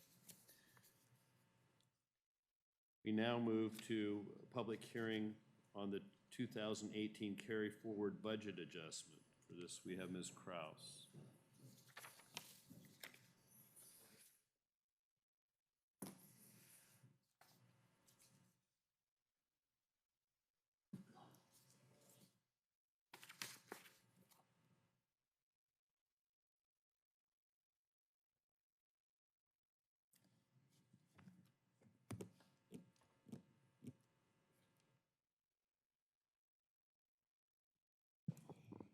Good evening, Mayor and City Council. Tonight I have a brief presentation on the information that was presented at the April 2018 study session. This information has been available to the public for quite some time. So the purpose of the budget adjustment is to update the 2018 beginning fund balance, incorporate any items that were approved by the City Council previously, appropriate projects funded by grants and contributions, continuation of the capital projects, and on an exception basis, new projects. So the total budget adjustment brings our beginning balance for all funds to almost $27 million, increases our revenues for a total estimated revenues of $85 million, increases expenditures for a total budget of $96 million, and increases our ending fund balance for a total of almost $16 million for all funds. The ending fund balance with this proposed budget adjustment equates to about 14.5%, which exceeds our policies for ending fund balance reserves of 12%. The additional $974,000 is earmarked for the 2019 and 20 biennial budget. The general fund has about $2.5 million in adjustments. A large portion of that is for transportation projects as well as parks projects, and then internal service funds. The rest of them are pretty much just continuation of capital projects. We do have one small amount, $5,000 for the Washington to Washington, D.C. conference. In the street O&M fund, similar to what you saw for the general fund, it's continuation of internal service projects that City Council had previously approved. There is a new program, two new programs actually, $40,000 for traffic counts that needs to be done in 2018. And then there's also $6,000 for street lighting, wiring, for work that is being done for Lakeview Light and Power. This $6,000 is half of the project cost. The other $6,000 you'll see in the Surface Water Management Fund. The real estate excise tax funding that is dedicated or restricted to capital projects, $339,000 of that is going to the Transportation CIP. The Transportation Benefit District has $275,000 requests, and this is for eligible projects for use of this $20 TBD revenue. The hotel motel lodging tax, this is really just housekeeping in nature. The City Council had approved the 2018 allocations. This is adding the 2018 allocations and also carrying forward some city projects that were not completed in the previous year.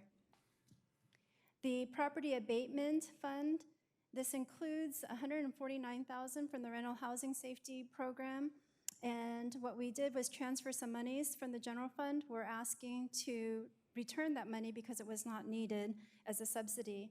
Additionally, there's about almost $100,000 that we'd like the Rental Housing Safety Program to reimburse the general fund for the rental housing safety automated registration system that the general fund had paid for. In the Public Art Fund, this is just continuation. We've got about $20,000 that is being paid out of the 2018 for the major public art project. Seizure funds, there's about $359,000. The use of these funds are restricted by RCW. CDBG fund, this is really housekeeping in nature, about $1.75 million. Neighborhood Stabilization Program, same thing. We're just adding the budget, truing up the budget for the funds that are available for abatement. The OEA and SSMCP, this is really just to capture the latest approved budgets approved by the Executive Committee. Public safety grants, all funded by grants, we've got about $65,000. LID debt service, when we have additional funds, we can call the bonds at $5,000 increments, so we're just kind of accumulating funds for that process. Sewer debt service, this is an additional $19,000 that is needed for the 150th Street Extension project. In the capital projects, there's about $3.5 million. $3.9 million of it is for Park CIP. We've got a negative $416,000 in the transportation projects, and that's because we had some projects that we were anticipating to be grant funded. Those grant funds didn't materialize, so we're just cleaning up the budget. And then we have $42,000 for continuation of sewer CIP project, as well as $21,000 in the sanitary sewer CIP project continuation. The Surface Water Management Fund, all of this is pretty much just carry forward of projects. There is $6,000 for the other street lighting, wiring, and fiber optic cable locating equipment. That's new. In the Fleet and Equipment Fund, all but the last two are continuation of projects. We have 2 inspector vehicles that pretty much have just given out. Their cost to repair them is so high that it makes more sense to replace them. Same with the replacement of the dump truck for $200,000. And these are all being funded by replacement reserves. In the property management fund, these are continuation of projects. There is one new one. The last one that you're seeing is $10,000 for ballistic resistant glass for the police station. That's being requested to be funded by replacement reserves that the City Council had put aside in previous years for major maintenance and such. And then on the information technology side, this is just all continuation of projects. So again, ending fund balance at the end of 2018 to meet the 12% goals, it's $4.62 million, and we're actually exceeding that, the balance of which we're earmarking for the 2019-20 biennial budget. The next step is for adoption of the ordinance, which is scheduled for May 21st. And that concludes my presentation. Thank you. We have gone over this before. Are there any questions from council at this time? Mr. Brandstatter. Thank you, Mr. Mayor. Ms. Kraus, I just had a couple of slides I wanted to just make sure I understood that you showed us in the public. And you had a slide that says real estate excise tax funds, $339K. And it says $339K transfer to transportation CIP. That is the reason that this is a part of this budget adjustment mid-biennium, in that the revenue estimate that's coming in was greater than what was originally put in? I mean, where did the $339K come from? The $339,000, we were able to propose allocating these funds because the revenues did come in higher, and so the money is available for allocation. Okay. So REIT funds, when they're raised, they can be used for a few specific purposes. But more than just for transportation capital projects. Is there a reason why we're spending all the additional revenue, transferring it all to the transportation CIP, or as opposed to a parks getting a portion of the 339? Sure. How we identified the $339,000 for transportation project is we looked at all of the needs in transportation projects, whether they be for parks or for transportation. In the general fund, we have allocated a good amount to the transportation park CIP. That's $875,000. For transportation, we allocated about $520,000. So when you add the real estate excise tax portion of it, it comes about equal amounts that we're allocating to both parks and transportation. There really isn't any, you could move some of the REIT funding to parks projects, but then you would increase the general fund portion. So it's really between the two pots how much we're allocating. But there's really no, you could do either way. Okay, but the 339 is all going to transportation projects that the council has previously endorsed or approved? Yes, these are projects that have been prioritized, included in the biennial budget. Where there are some changes is there are some projects where doing some additional work, so increasing the scope of the project, made sense. So we added some, and I really can't give you any specific examples, but where there are projects that either needed additional funding because the amount that we estimated at that time was not enough when we went out to bid. The other example could be where we've increased the scope of the project or did some add-ons because it made more economic sense to do that, is since we've got a project that's going on, why not do this piece knowing that it needs to happen anyway? All right, thank you. Thank you, Mr. Mayor. Any other questions? Well, then we'll move to the public testimony, the public hearing on the proposed increases to surface water management Like the prior public hearing, you have 3 minutes to speak. The topic is limited to the proposed increases on surface water management. Please identify yourself by name and city of residence. Yellow light is your 30-second warning. Red light is your time. Your time is completed. Excuse me, I misstated that. This is the budget amendments, not the surface water management. So this is the public hearing on the budget amendments. The rules are the same. Is anyone, no one has signed up? Yes.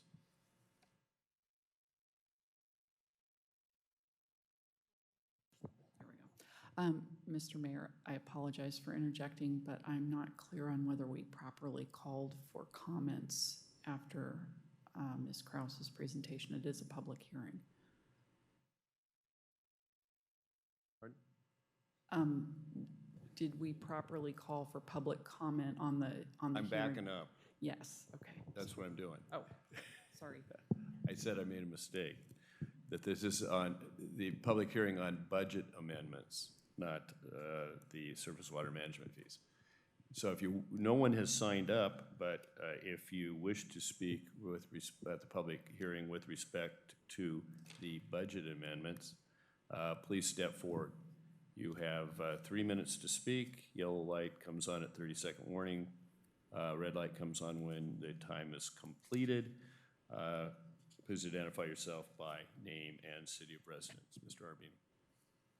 John Arbini, Lakewood resident since 1985. I hadn't really come prepared to speak to this issue, but it's something that's bothered me even while I was on the council. Whenever there was found money, the council always, and staff, always seemed to find ways to spend it. I'm reminded of $650,000 that was supposed to build a new facility for the Parks Department equipment. Unfortunately for them, or maybe fortunately for us, the city took over the maintenance of Fort Steilacoom Park, and with it came about a 10,000 square foot building. So we didn't have to spend the money. But there were those on council who demanded that despite the fact that we had a building that would serve the purposes, that by God, we were going to spend that $650,000 because it was allocated to do that. Well, that created a firestorm on the council. Finally, cooler heads prevailed, and we spent $150,000 to upgrade that building. My question is today, with the amount of excess revenue, and it is excess revenue beyond what you had budgeted, that's going to be carried over into 2018.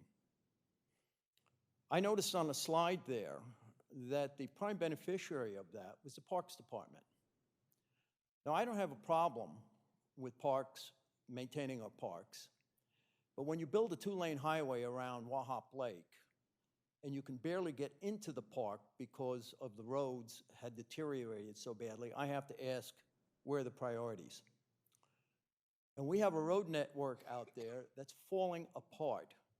So my question is, why hasn't the council prioritized this excess to take care of what we are paying $20 a year on our car tabs to do when we have excess funds in the government that could be applied directly to that? That's your job, to direct those priorities to staff, and for staff to come up with a briefing like this to show that the emphasis is not on parks, but on the real need that we have for transportation within the city of Lakewood. Thank you. Is there anyone else who wishes to testify regarding budget amendments? Is there anyone else who wishes to testify regarding budget amendments? Hearing none, I declare the public hearing closed. Now we move to the public hearing regarding the proposed increases to safety water management fees. Ms. Krause. Okay, just as background information, in February 2018, we presented the City Council with two different scenarios. Scenario 1, with the current practice of pay-as-you-go for swim capital projects and SWIM's share of the storm drainage-related costs for funded parks and transportation projects. That annual increase was 28% in 2019 and 2.5% thereafter. So that would mean $1.82 per month increase for single family. The scenario 2 that we presented back in February was a pay-as-you-go and debt financing, and that was for funded, grant, contingent, and unfunded projects. That resulted in an annual increase of 60% in 2019 and 2.5% thereafter. That 60% increase equated to $3.87 per month for single family. It also involved a $5.5 million debt in 2019 and 2021 for a total of $5.5 million. It also included fiscal policies relating to operating reserves, capital reserves, debt reserves, and system reinvestment funding. In March 2018, we presented scenario 3, which was a pay-as-you-go and debt financing, which essentially just removed the unfunded projects from the study. The annual increase is 50% in 2019 and 2.5% thereafter. This equated to a $3.23 per month increase for single family, and also involved a debt issue of $1 million in 2019 with annual debt service payments of $80,000 beginning in 2019. In April 2018, we went back to the City Council and focused our presentation on changes to the ordinance that we're proposing to implement the Scenario 3 rate structure. Information was made available on the city's website and included a lot of information, included the draft ordinance in both the clean and red line version, background information regarding the city's debt obligation as of the end of 2017, a listing of the City of Lakewood exempt parcels, 3 issue papers regarding the surface water utility fiscal policies, the structural alternatives, and the rate credits and adjustments. We also provided a summary of all 4 scenarios, the current forecast, the scenario 1, scenario 2, and scenario 3, as well as providing the PowerPoint presentations that were made in February and March of 2018. Before we get into the details of the proposed changes to the ordinance, I just want to cover the history of the swim fees. In 1996, the residential, and this is all for residential rate, was $40, and this rate was adopted upon incorporation and which matched the county rate for unincorporated Lakewood. In 1998, a rate study was completed, and that increased the residential rate in 1999 to $106. The $106 included the capital facility surcharge of $15, which was subsequently expired in 2005.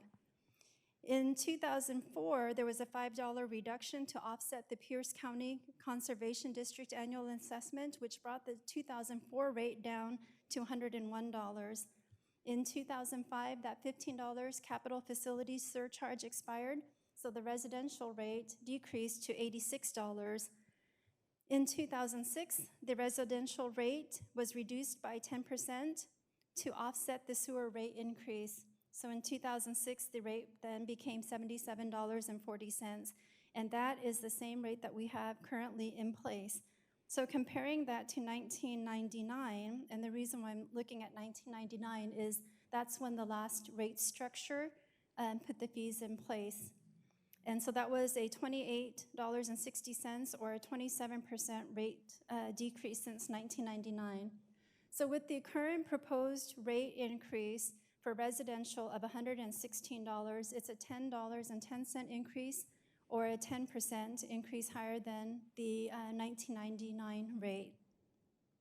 This evening for the public hearing, we are here for the to go over or hear testimony on the following proposed changes to the ordinance, which would take place effective January 1st, 2019. That is, 1, no longer charging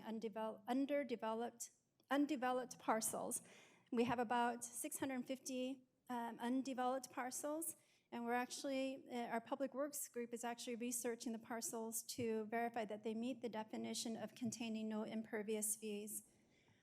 The proposal also includes eliminating the distinct charge for forest and timberland, exempt streets and highways as per the current practice, eliminating the less than additional $5 clause, charge exempt parcels, and those exempt parcels total 89 at a value of $94,520, reducing the existing maximum credit from 85% to 43%, And with this scenario 3 rate structure, the fees would increase by 50% in 2019 and 2.5% thereafter.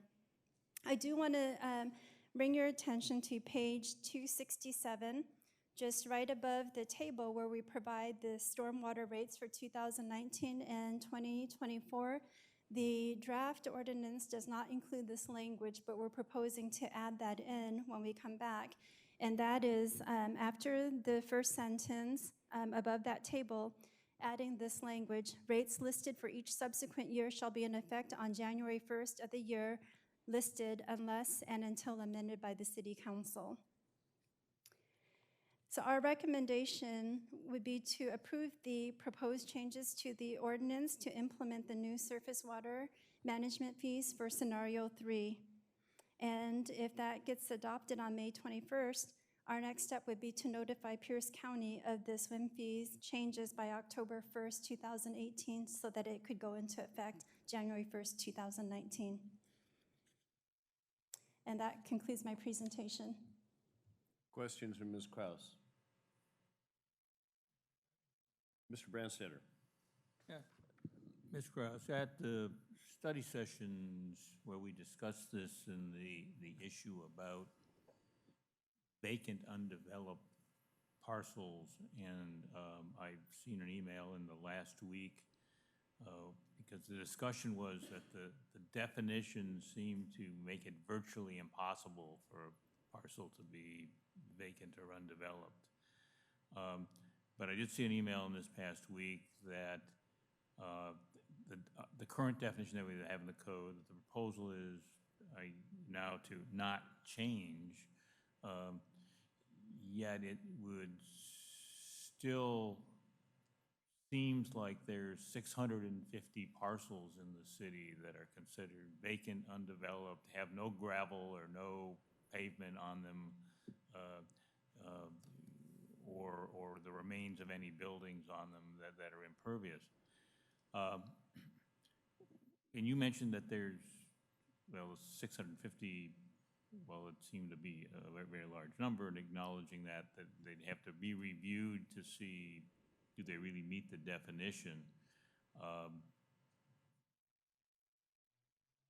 How long would you think that kind of a review is going to take, and would it be possible to do that in time to make the notification to the county to get a parcel's status changed in time for a January 2019 effective date?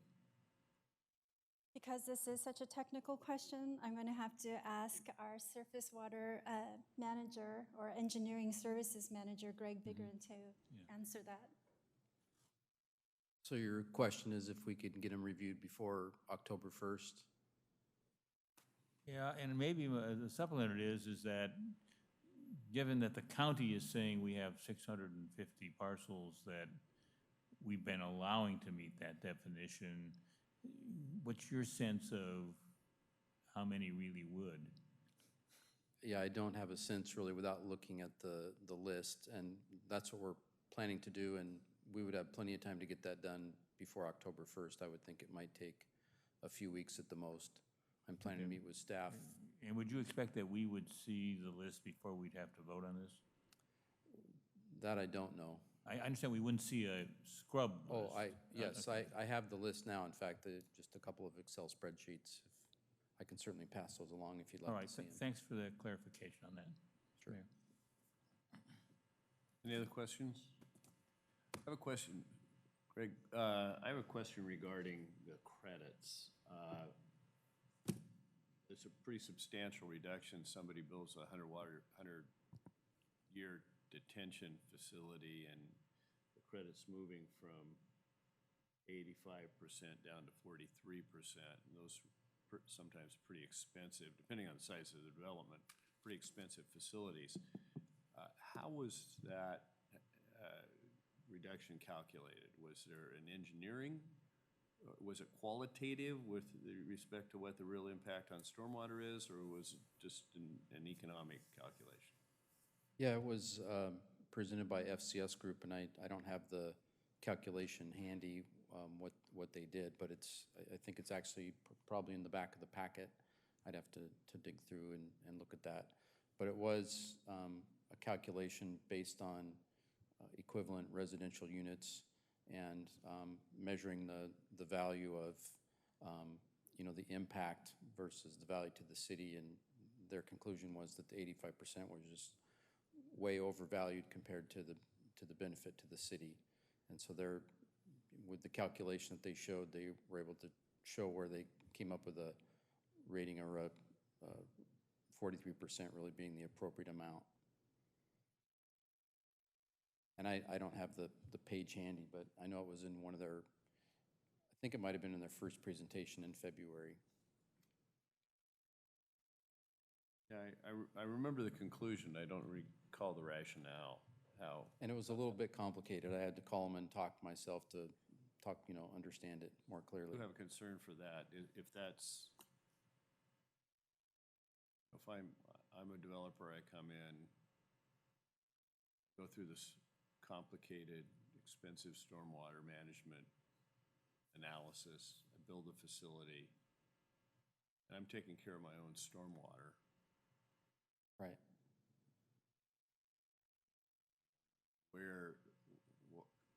Why is my credit now being reduced from that much from Right. what it historically was, cut in half? So I think their argument is that there's still the things that need to be paid for, like cleaning the infrastructure, throughout the city, which is part of the cost, obviously, that we still have to pay for, and et cetera. And I think that was more where they were looking at it. Any other questions? All right, so now we will move to public testimony on the proposed increases to surface water management fees.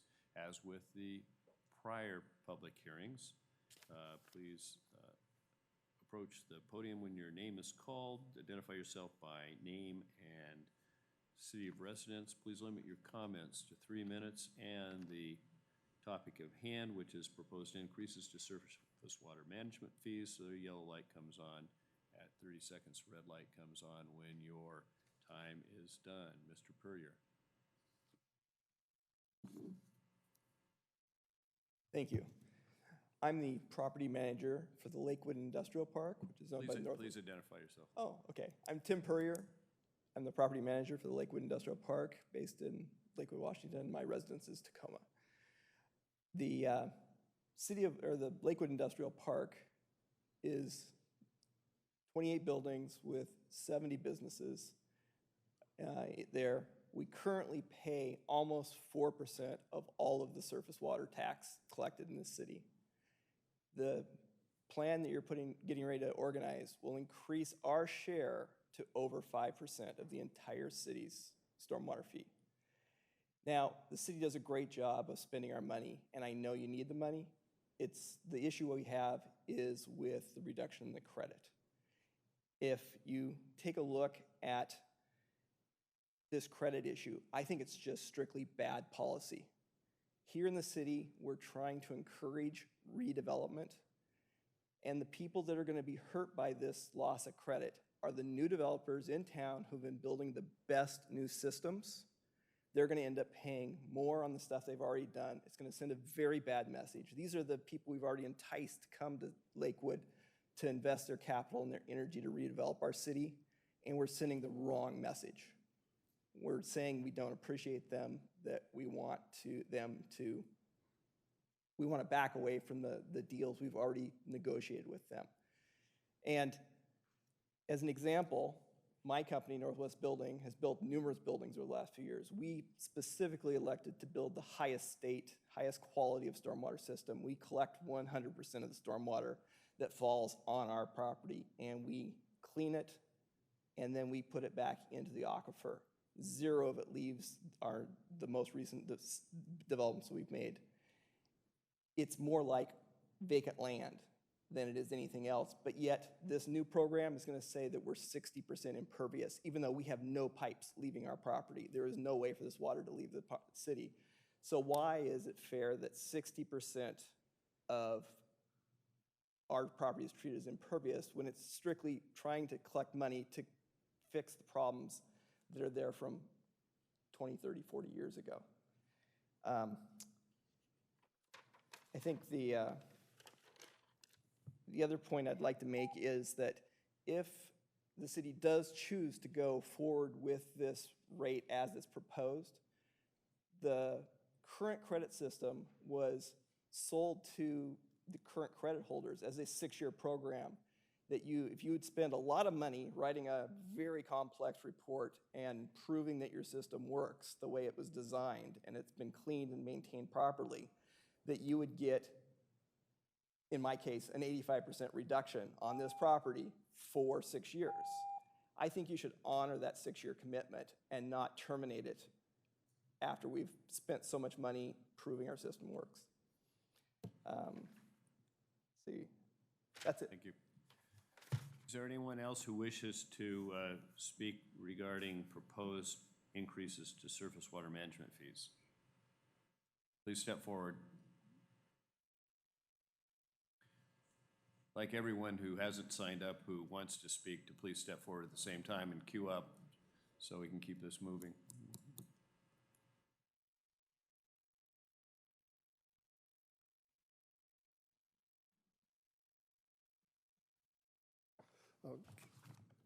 Council, Mayor, thank you for allowing me to speak. My name is Rodney McLean. I reside in Tacoma. I'm a partnership, MB partnership that has a property in Lakewood at 84th and Durango. And the address of our partnership is located in Battleground, Washington, for county purposes. I followed the surface water management programs both through Pierce County and now through Lakewood. And I might add that the city, or the Pierce County, does not have the reductions that they're presently implemented as of about 18 months ago is about a 5% to 10% decrease per year. What this does is allow these large projects and developments, such as the gentleman with the Lakewood Development Park spoke before me, that they enhance their properties, they control the water, they build bioswales and retention ponds and elaborate systems to meet the federal guidelines and so forth, and these are very expensive projects. So these capital improvements need to be amortized over 6 or 7 years. So the county's approach in Pierce County is to implement gradual decreases and not drastic increases like we're seeing here from 85% down to 43%. Another concern I have is there wasn't notification, and with the electronic age we have today, people that are on the surface water management credit program list should have been notified by email that this hearing was being presented, an opportunity to speak and so forth. Going from 2.7 million to 4.1 is just too drastic of a measure in just 1 year for the budget. And I look at the funds, I showed the presentation before, there's $875 million plus it's surplus in the fund itself. Have you considered looking at federal properties or state properties? Are they being provided or sent surface water management fees? Because there are court cases that have been decided that a post office that's owned by the federal government, they should be paying their fair share. So my question is just parcels such as this being billed for the surface water control? I ask that you move the final vote on this issue to consider the scenario 3, which is the most drastic increase that FCS has presented, which is from Redmond. And this is also the group that provided the representation for Pierce County. And I guess I'm concerned that you hire them to do a job, well, of course they're going to come back and provide the most favorable outlook, or the scenario 3, to collect the most revenue and so forth. So why wouldn't they make it most appropriate for the party that's paying the bill, which in this case is the city of Lakewood, over $23,000 for this study and so forth. So I just ask that you reconsider this, postpone it, notify the participants, and allow them time to provide their testimony. Thank you for your consideration.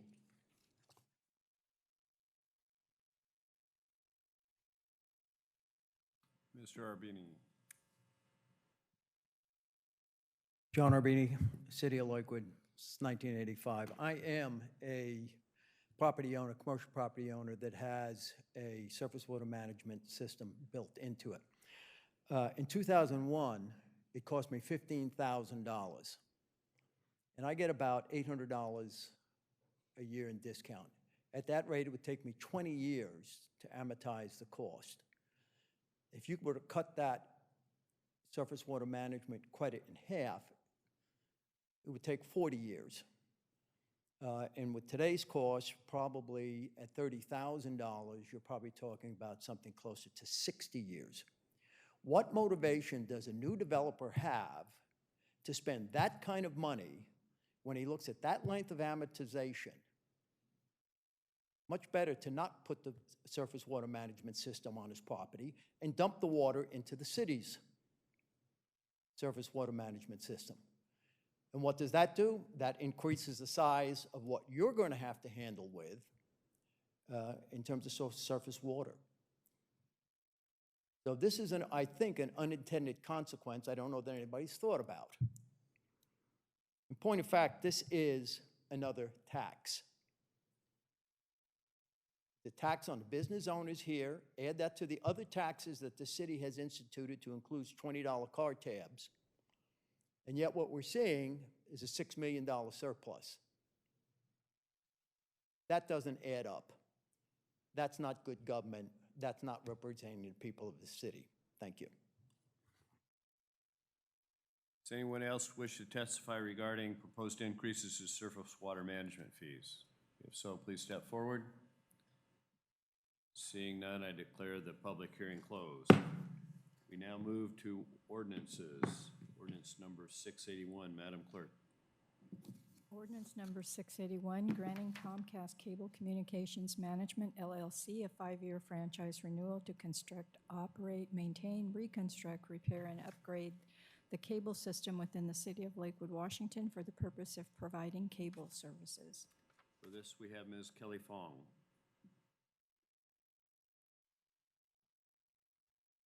Good evening, Mayor and council members. Before you is an ordinance proposing to extend the existing cable franchise agreement with Comcast Cable for additional 5 years pursuant to Section 2.3 of the existing agreement, which would extend the franchise to November 2nd, 2022. There are no structural changes beyond this extension to the existing franchise. The city held a public hearing on the subject on April 16th, 2018, meeting the requirement for a public proceeding pursuant to the Cable Act. The recommendation from city personnel would be for the council to adopt Ordinance 681. With that, I turn the matter back to the City Council. Any questions for Ms. Kelly Fong? Entertain a motion. So moved, Mr. Mayor. It's been moved by Mr. Simpson, seconded by Ms. Barth, that we adopt ordinance number 681. Is there any further discussion? All in favor, please signify by saying aye. Aye. Opposed, nay. Motion carries.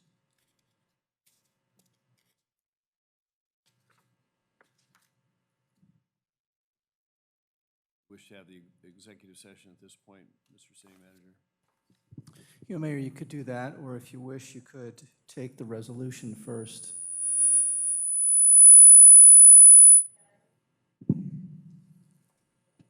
I will skip over momentarily ordinance number 682, move to resolutions. Resolution number 2018-4. Madam Clerk. Resolution 2018-04, adopting the fiscal year 2018 Consolidated Annual Action Plan and amendments to the fiscal year 2016 Consolidated Annual Action Plan for the proposed use of Community Development Block Grant and Home Investment Partnership Act funding allocations. Mr. Gum.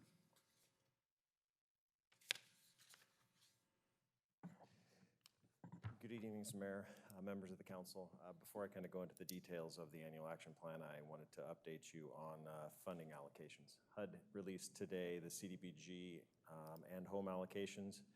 The city's looking to receive $561,231 in CDBG funding and $303,700 in home funding. So those are actual significant increases. CDBG increased 13.7% from last year. and home increased 29.8% over last year as well. So kind of unexpected, but positive improvements from a city perspective. The other thing I'd like to do is acknowledge and thank the Community Service Advisory Board for their dedication and hard work this year in completing the annual action plan and keeping this process moving forward. Regarding the 2018 Consolidated Annual Action Plan, each year the Department of Housing and Urban Development does require the City of Lakewood and all participating jurisdictions to provide annual action plans. Those are to be submitted to HUD. They identify housing and community development needs, strategies for meeting those needs, and how the funds will be used and allocated in that annual year. In accordance with the CDBG Citizens Participation Plan, the fiscal year's funding process did begin on October 5th, 2017 with a public hearing. At that public hearing, the board heard from 19 individuals about the needs for housing, community development, and economic needs. The board then formulated goals and policies on the proposed use of funds. That was presented to the council and subsequently adopted on October 16th. The priorities set forth by council were priority 1, physical infrastructure improvements, priority 2, housing, priority 3, public service, and priority 4, economic development.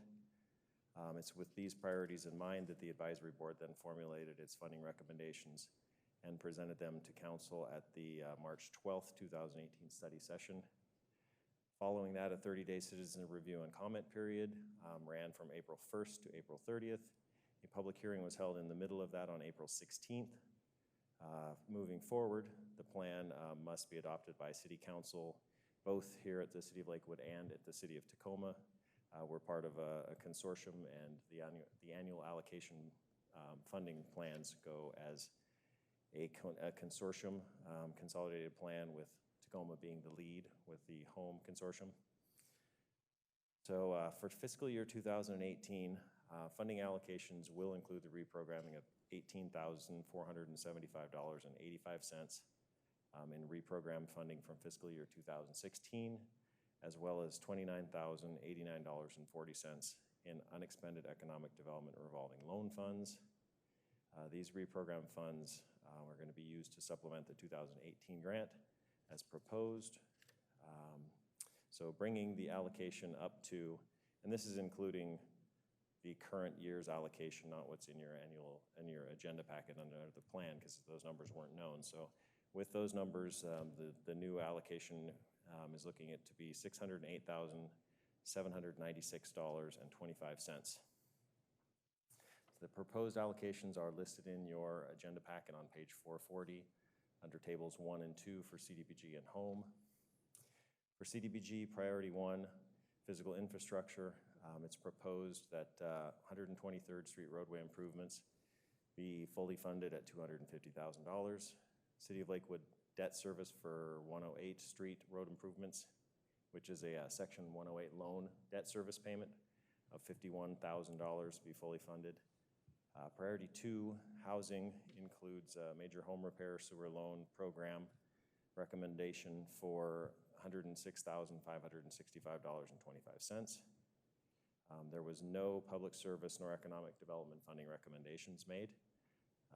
Home funds include program admin administration, which is a 10% allocation that goes to the City of Tacoma for administering our program. Affordable housing, the Home Affordable Housing Fund was proposed at $30,000, and Housing Rehabilitation Program was proposed at $150,000. So before you tonight is the final step in approving the Joint Consolidated Annual Action Plan. It's to be adopted by councils in the City of Lakewood and Tacoma no later than May 15th. That is the date that we have to provide the Annual Action Plan to HUD for approval. Following approval by HUD, a contract will be issued to Lakewood for the CDBG Entitlement Award, and a contract will be issued to Tacoma for the home entitlement. So with that, I turn to council to see if you have any questions of myself. Questions for Mr. Gum. Mr. Branstetter. Thank you, Mr. Mayor. Mr. Gum, the document that's the subject of the hearing is the 2018 Annual Action Plan? Yes. in the packet, there is a draft of the annual action plan, and it runs multiple pages, and in the packet, we get to page 482 of our packet. That has a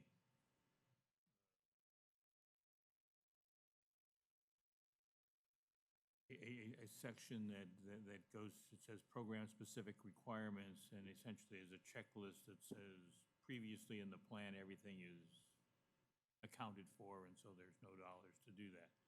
But then it goes on to 483 and for another whole group of pages that where the pages indicate that these are parts of the fiscal year 2016 annual action plan.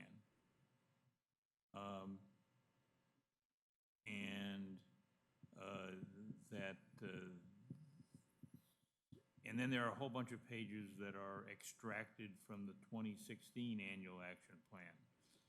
And so why are these appended into the 2018 plan? Yeah, I apologize. It's kind of confusing as it was last year in the plan. The annual action plans are done through the Integration Disbursement and Information System, which is our IDIS online system. So the plans are submitted electronically. Anytime you do an amendment to the plan, which is what we're proposing in 2016, you have to amend the plan electronically and submit the entire plan again. So in essence, we're amending sections of the 2016 plan. Those sections are they're underlined and italicized in the plan, and I believe there's 4 pages that are specifically addressing the reallocation of the admin funds for 2016 and Emergency Assistance Displaced Residents Program in 2016. So it's kind of unfortunate, but you have to submit the entire plan over again. So you're amending the 2016 plan in addition to the 2018? Correct. Allocations in the federal bureaucratic system, which is at its best when it's dealing with CDBG and home funds, requires you to put both back in. Yes, it does, unfortunately. So rather than getting into all the attachments, could you just highlight where in the resolution it says that that's what's happening? That'll help me get my head around it. I printed the copy of the resolution.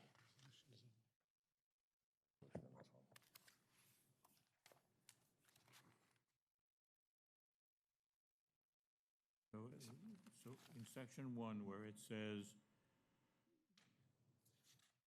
that the fiscal year the 2018 Consolidated Action Plan, including the amendment to the fiscal year 2016 Consolidation Action Plan, will be incorporated, and we'll go through and do that. That is a section. I mean, it's in section 1. It doesn't expressly describe what it is other than it's attached, and it's reasonably described in the plan for HUD. Underlined and italicized is about the best we could do on that plan. Being an electronic version, I can't really change too much. They don't allow a lot of formatting in the electronic versions.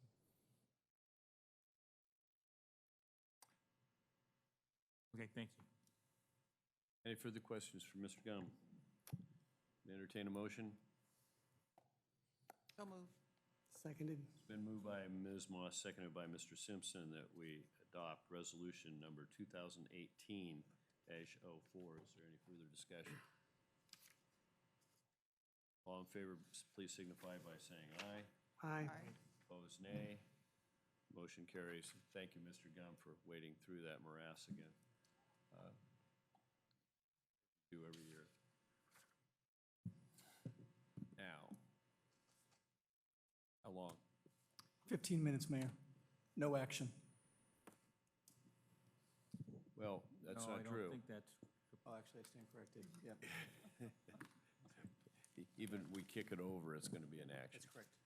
So we're now going to recess into executive session for 15 minutes to discuss pending or threatened litigation with counsel for the city.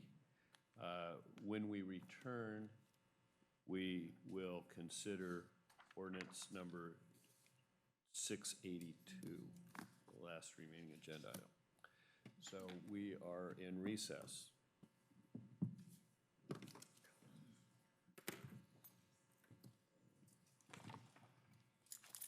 This is the, yeah, I got it too.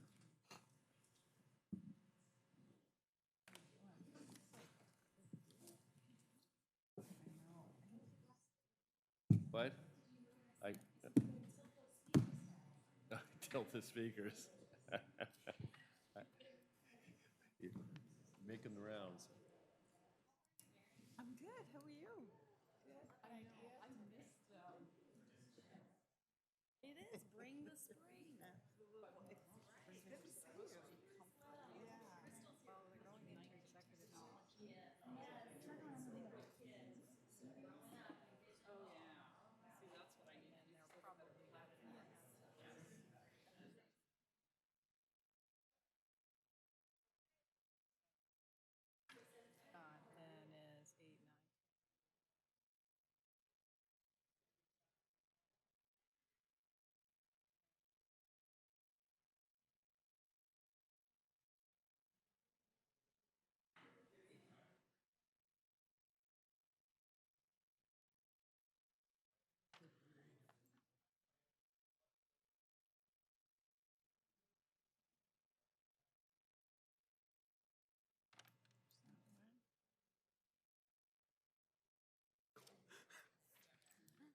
I see you'd hate me though. I'm very.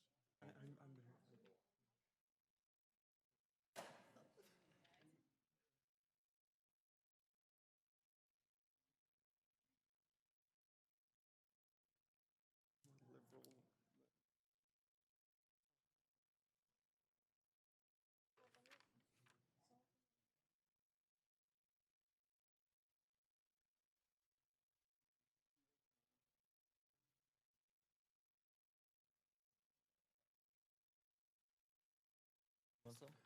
What's up? Yeah, no problem, man. Bless Will. Stay safe, guys.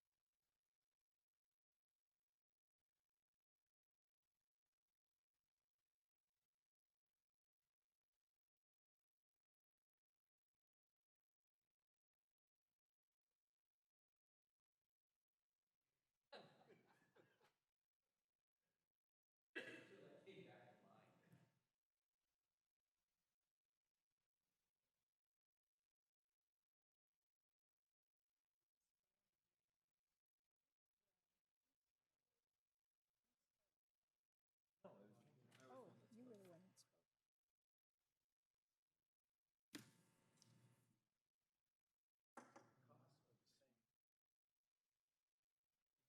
Not Owen. Right there. Blomgren. T-E-N. And if you need my last name, here's my ID. That might be a little easier too.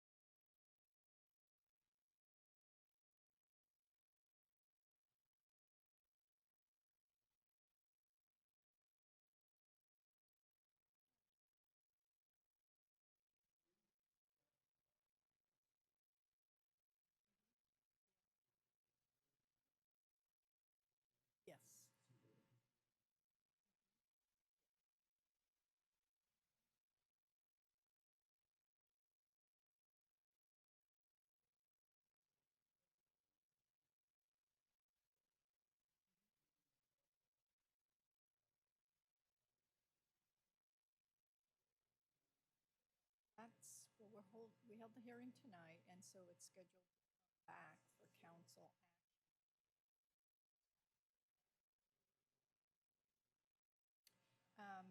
At the regular meeting, there's an opportunity to provide public comment, just like.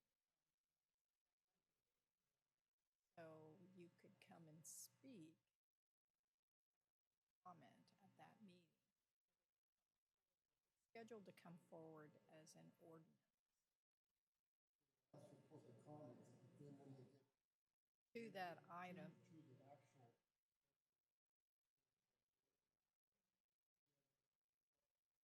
There is no public comment.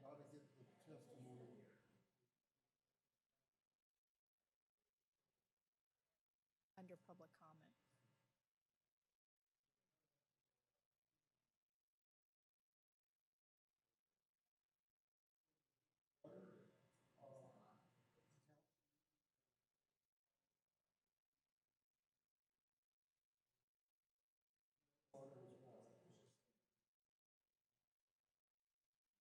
Well, that, what the council did is that they held public hearings. Whenever there's a public hearing, then that's different from public comments. Public comments is when citizens can item that you want. It doesn't have to be something that's on the agenda. You can talk about anything that you want, but when there's a public hearing, you can only speak to that particular item.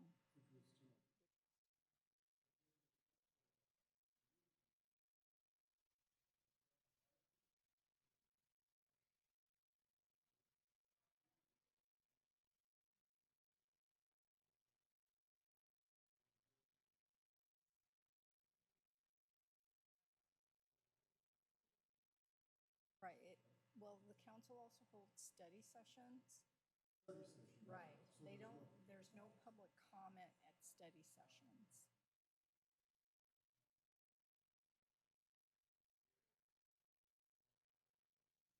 Yeah, they hold study sessions on the second and fourth Mondays. They hold regular meetings on the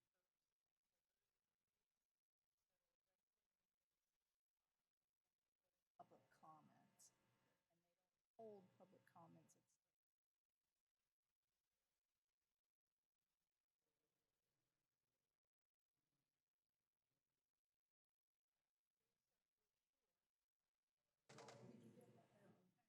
explains it in there. The folded brochure.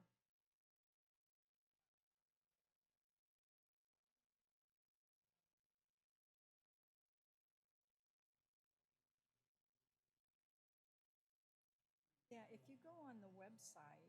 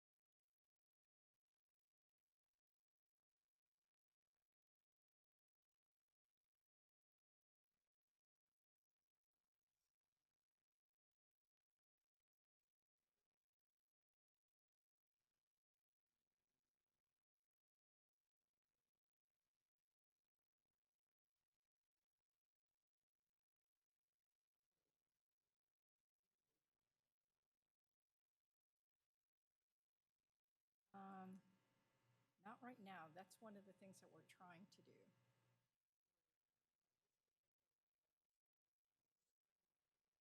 Right now with this new equipment.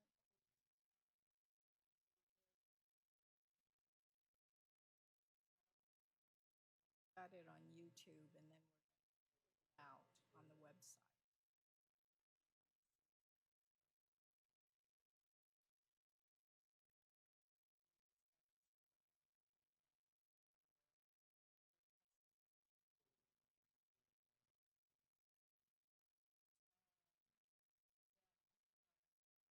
IT folks are going to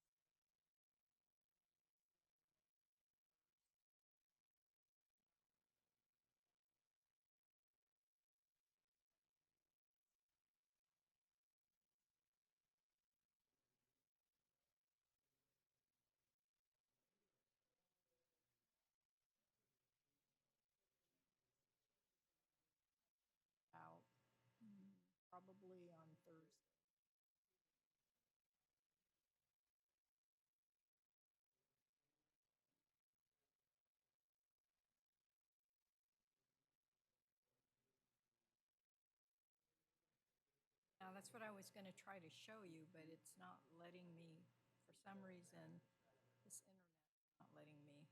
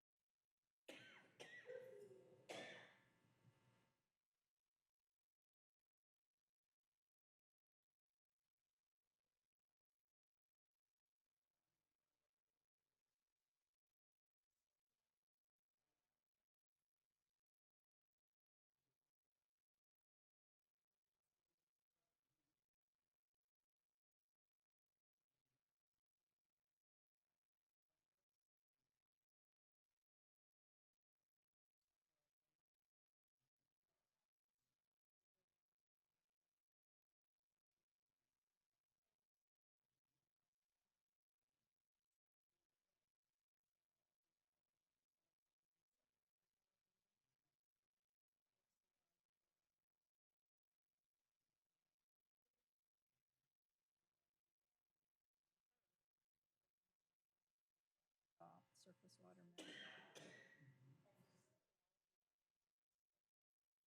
It's a tentative.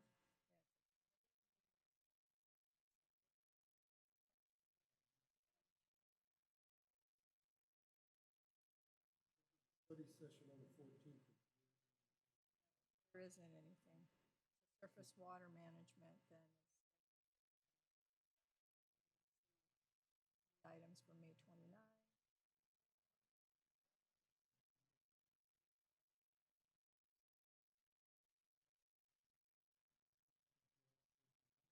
Right. Well, actually, it goes out through 2019. So. I don't see that in Pierce County where they go that far. We're big for one. Thank you, sir.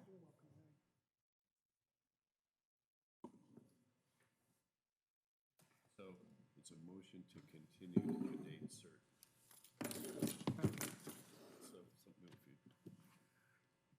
So we're back in session. We now move to ordinance numbers 429, excuse me, ordinance number 682, Madam Clerk. Ordinance number 682, establishing a moratorium on the filing of applications for licenses, permits, and approvals for adult family home, group home, enhanced service facility, or comparable businesses in residential zones for a period of 6 months. Entertain a motion. Mr. Mayor? So moved. I would Simpson. like to make a motion with regard to this ordinance 682 to extend this to a date certain in the near future,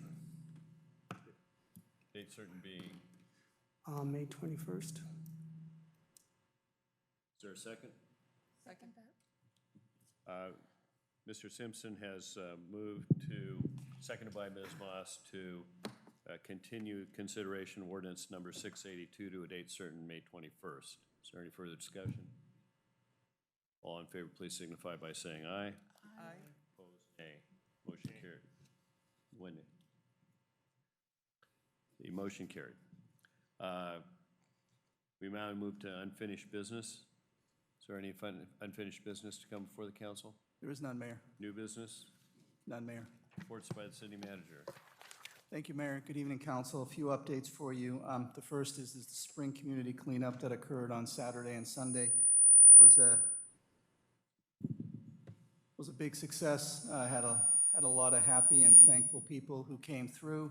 We'll have a report in terms of the tonnage of material that was collected by Waste Connections. I would like to thank Shannon Kelly Fong from the assistant to the city manager, as well as Larry Meany with Waste Connections for coordinating and pulling off this great event. And also a number of volunteers that came out, but also the Waste Connections crew that was out there on both Saturday and Sunday and physically unloading people's stuff and things that they wanted to drop off. Of course, we'll have another one in October as well, and so we'll do 2 a year, one in the spring and one in the fall. Last week, we were notified that the Nisqually Tribe has awarded the city a $15,000 community grant in support of our behavioral health contact team. So more to come on that. One of the things that we are trying to schedule is a joint meeting between this body and the Nisqually Tribe Council as well. And as we have more information on that, we'll keep you posted. Also last week, our core compliance officer, Cameron Hines, and we kept this from him from a few weeks, was recognized as the Probation Officer of the Year by the Washington Misdemeanor Probation Association at its annual conference, and a very, very positive reflection on Cameron and our court.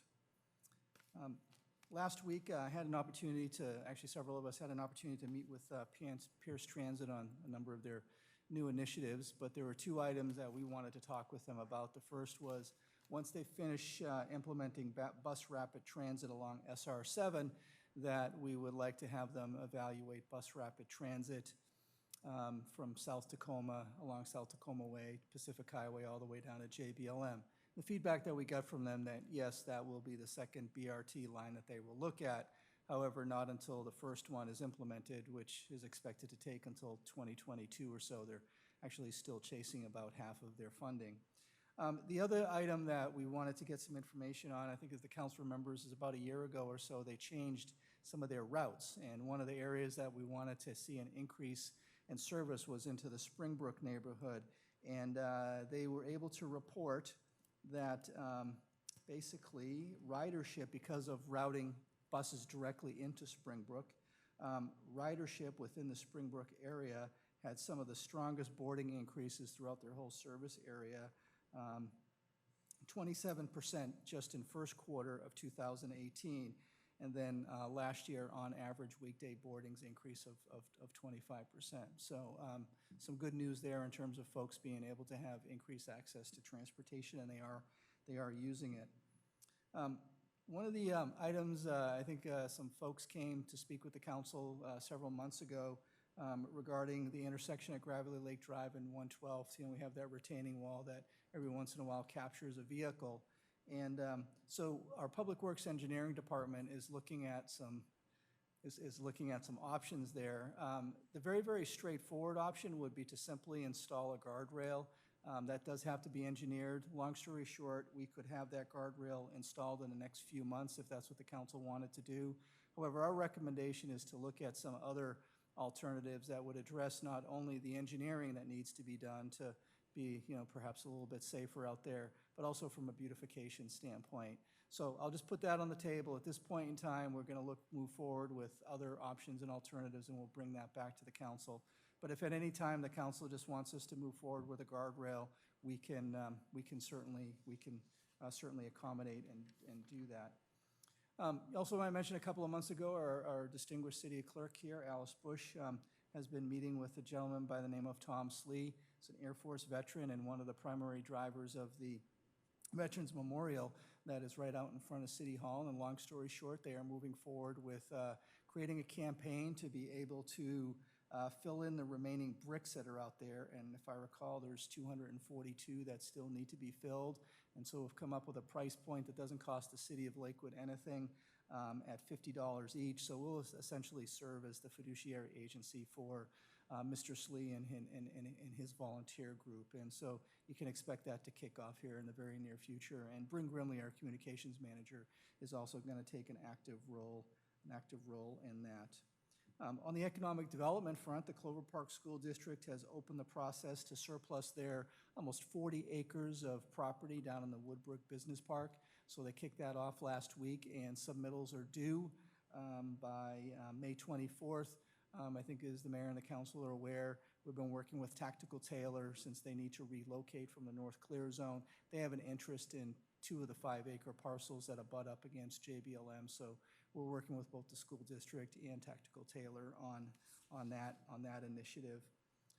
Last week, the Public Works Engineering Department submitted 6 grant applications, which is the maximum amount that we're allowed, to PSRC totaling over $11.6 million. The city's match would be a little over $2 million. If we were awarded these funds, the soonest that they would be available would either be after October 1st, 2020, which is over 2 years from now, or October 1st, 2020, or October 1st, 2021, so 2 to 3 years as we look out into the future. But real quick, the 6 projects that we submitted for South Tacoma Way street improvement from 88th to 80th, Pacific Highway overlay from 108th to SR 512, the next phase of Gravelly Lake Drive, non-motorized trail improvement, basically from Washington Boulevard all the way up to where Nyanza and Pacific Highway comes across. Gravelly Lake Drive improvements, Washington to Interlochen, and then Stillicum Boulevard right-of-way acquisition, and from Far West to Weller, and Northgate Road, Edgewood sidewalks, and other improvements coming out the back of Northgate Road. Actually, the second Gravelly Lake Drive project that I mentioned at Washington and Interlochen, that would essentially be some kind of either a double or a single roundabout with some kind of a traffic control device at Interlochen and Washington Boulevard there. So we should know by the end of June, or maybe a little bit earlier, in terms of where our projects rank and whether or not funding will be awarded to the city of Lakewood. We would like to recommend that either next Monday before your study session or prior to your meeting on May 21st, that we have a bit of a walkthrough, talk-through on the new technology system that we've been implementing here. So if council's available at 6 p.m., I don't know if that's too early, or if you wanted to do 6:30 next Monday, would that work for everybody? Or do we want to do it on the 21st? What day is that? Next Monday. It would either be next Monday or the meeting of the 21st at 6:30.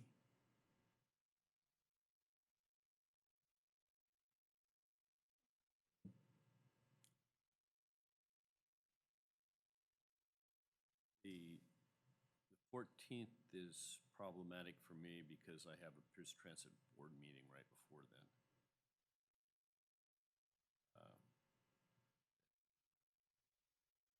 21st is fine.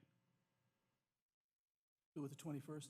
So we'll book it for the 21st. And then if for some reason, if all of you can't make it, will we? 6:30? Okay, 6:30. First 30 minutes of product knowledge. There you go. Be a walkthrough, talk-through. However, there will be no quiz or test afterwards. So would we be doing that here? Yes, it'll be right here. At in this room. 6:30, it's almost like an open session with the public and everyone here. That's correct. They'll be coming in a little bit before. That's correct. So you could do it at 6:15. With that having a quorum of us here, what exactly is the nature of that in terms of it being a meeting? Actually, we would have to advertise it as a meeting because we would have a quorum here, but it would be a separate meeting and discussion, special meeting just to focus on the new AV and microphone system that we have here. So it would be. So the 21st at 6:30, will that work, or do we want to do 6:15? How about 6:15? 6:30 is fine. 6:30, okay, 6:30.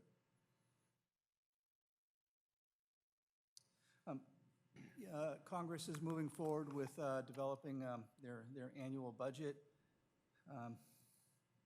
The one area that they do come to agreement on is the National Defense Authorization Act, or the NDAA. Had a chance to talk with Roel Vanderloot from Congressman Heck's office on Friday regarding the status. The markups have already made its way through the 6 House Armed Services subcommittees, It's going to the full committee later this week. It's expected to be voted on by the committee no later than next Wednesday, May 16th. From there, it will go to the full House. Hopefully, the full House will vote on it. From there, it goes over to the Senate side, where it goes through the same process with the Senate Armed Services Committee, and then to the full Senate. And if there needs to be a reconciliation, that will occur at the committee level, if in fact there are changes. Like I said, the good news is that they always have an NDAA, which funds the Department of Defense. This year's NDAA is focused on force readiness, training, and equipment. Specific to JBLM, funding is included in there to make some improvements to a refueling station and motor pool over at the Yakima Training Center, so that's kind of a key highlight. Also on the upside, we believe that coming out of one of the subcommittees, the NDAA includes language to create what they're calling a Defense Community Infrastructure Program that would allow the Department of Defense to award grants to states and local governments such as cities to, quote, deficiencies in community infrastructure projects or facilities which are located outside of military installations but which support military installation, close quote. This is very, very similar to the Commute Act. This is something that we have been a huge proponent of for a good number of years, and it does have the support of Mr. Heck, but also most importantly, since he sits on the House Armed Services Committee, Adam Smith, who is the ranking member of that committee and plays a key role in actually writing it.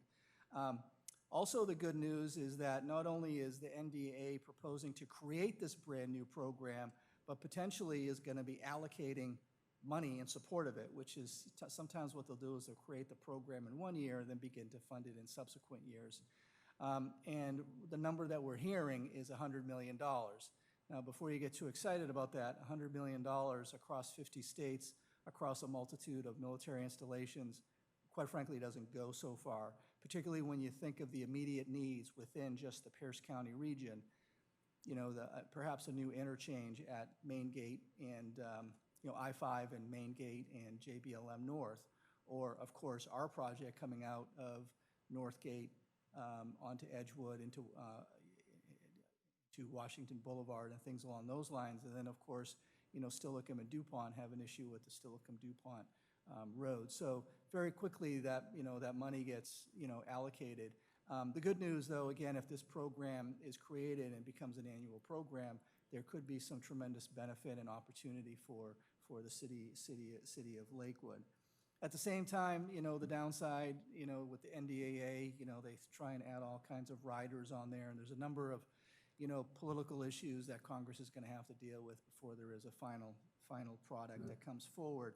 Some of the issues that the committee has been dealing with is allowing education vouchers for military families to allow their children to go to private schools as opposed to local public schools, using DoD funds to construct the wall along the border between the United States and Mexico, as well as the proverbial closing Guantanamo Bay down in Cuba.